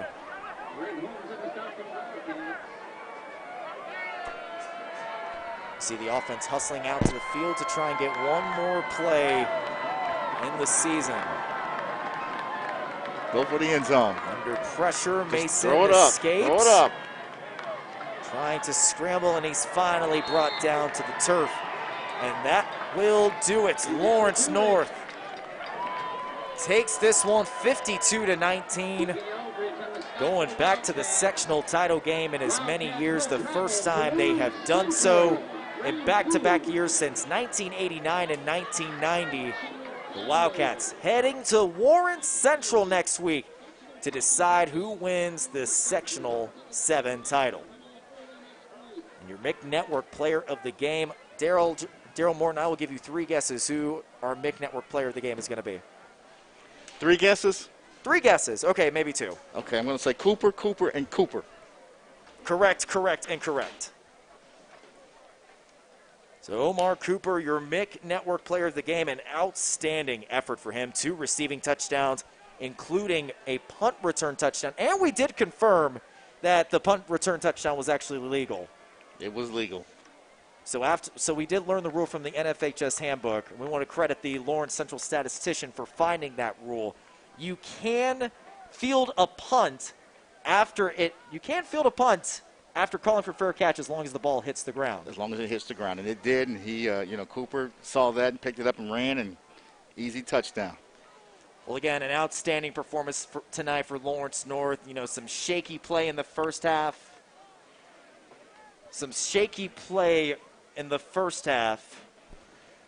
But Lawrence Cooper here get loose for the first one touchdown. That was the second play of the game there. McCulley found him there and got things going. Up 8-0 at that point. And Omar Cooper on the day with over 100 receiving yards, again with 2 receiving touchdowns and a punt return touchdown. And Jason West, like I said, talked about how incredible he was. He gets a chance to see him up close and personal next week. Well, I can go all day about all the offers that he has. Some of the more recent ones, he's gotten offers from Iowa, Boston College, Michigan State. Also has some in-state offers from Indiana and Purdue. So he'll have his pick of the litter when all is said and done, and he is ready to make a decision on where he would like to play college football. But the future is bright for this young man. And I like it when he catches the ball, the run after the catch. I mean, he makes things happen. I mentioned this at the top of the game, Daryl, but when it comes to this connection between Donovan McCulley and Omar Cooper, enjoy it while it lasts, because you never know when the last game is going to be for Lawrence North. And as soon as that season ends, who knows if Donovan McCulley and Cooper will be teaming up again. And again, next week is going to be tough for them because they have to go, on the road to Warren Central, and that is a hump that they have got to get over. They beat them during the regular season, but now is the time when it counts. Can the Lawrence North Wildcats go into Warren Central next week and take down the Warriors? Well, again, final score tonight, 52-19. The Wildcats heading to Warren Central next week for the Sectional 7 title game. Of course, plenty of other MIC teams in action, and we'll be keeping you up to date throughout Sectional Title Week. Again, that's going to do it for us tonight. Hope you enjoy your Halloween as well. Stay safe and stay well. Again, Josh Ayen joined alongside Daryl Morton. Will Matchett, the third member of our broadcast crew. Thank you to all of our Front Runner Media crew as well as the MIC athletic directors who make the MIC Network possible. That's going to do it for us again. Once again, have a good night, folks. The MIC Network Game of the Week is brought to you by the Tom Wood Automotive Group, Papa John's, Marriott East Indianapolis, Grand Visions, and Front Runner Media. You can watch the MIC Network Game of the Week on the MIC Network website, IndyStar.com, and WTHR Facebook Live.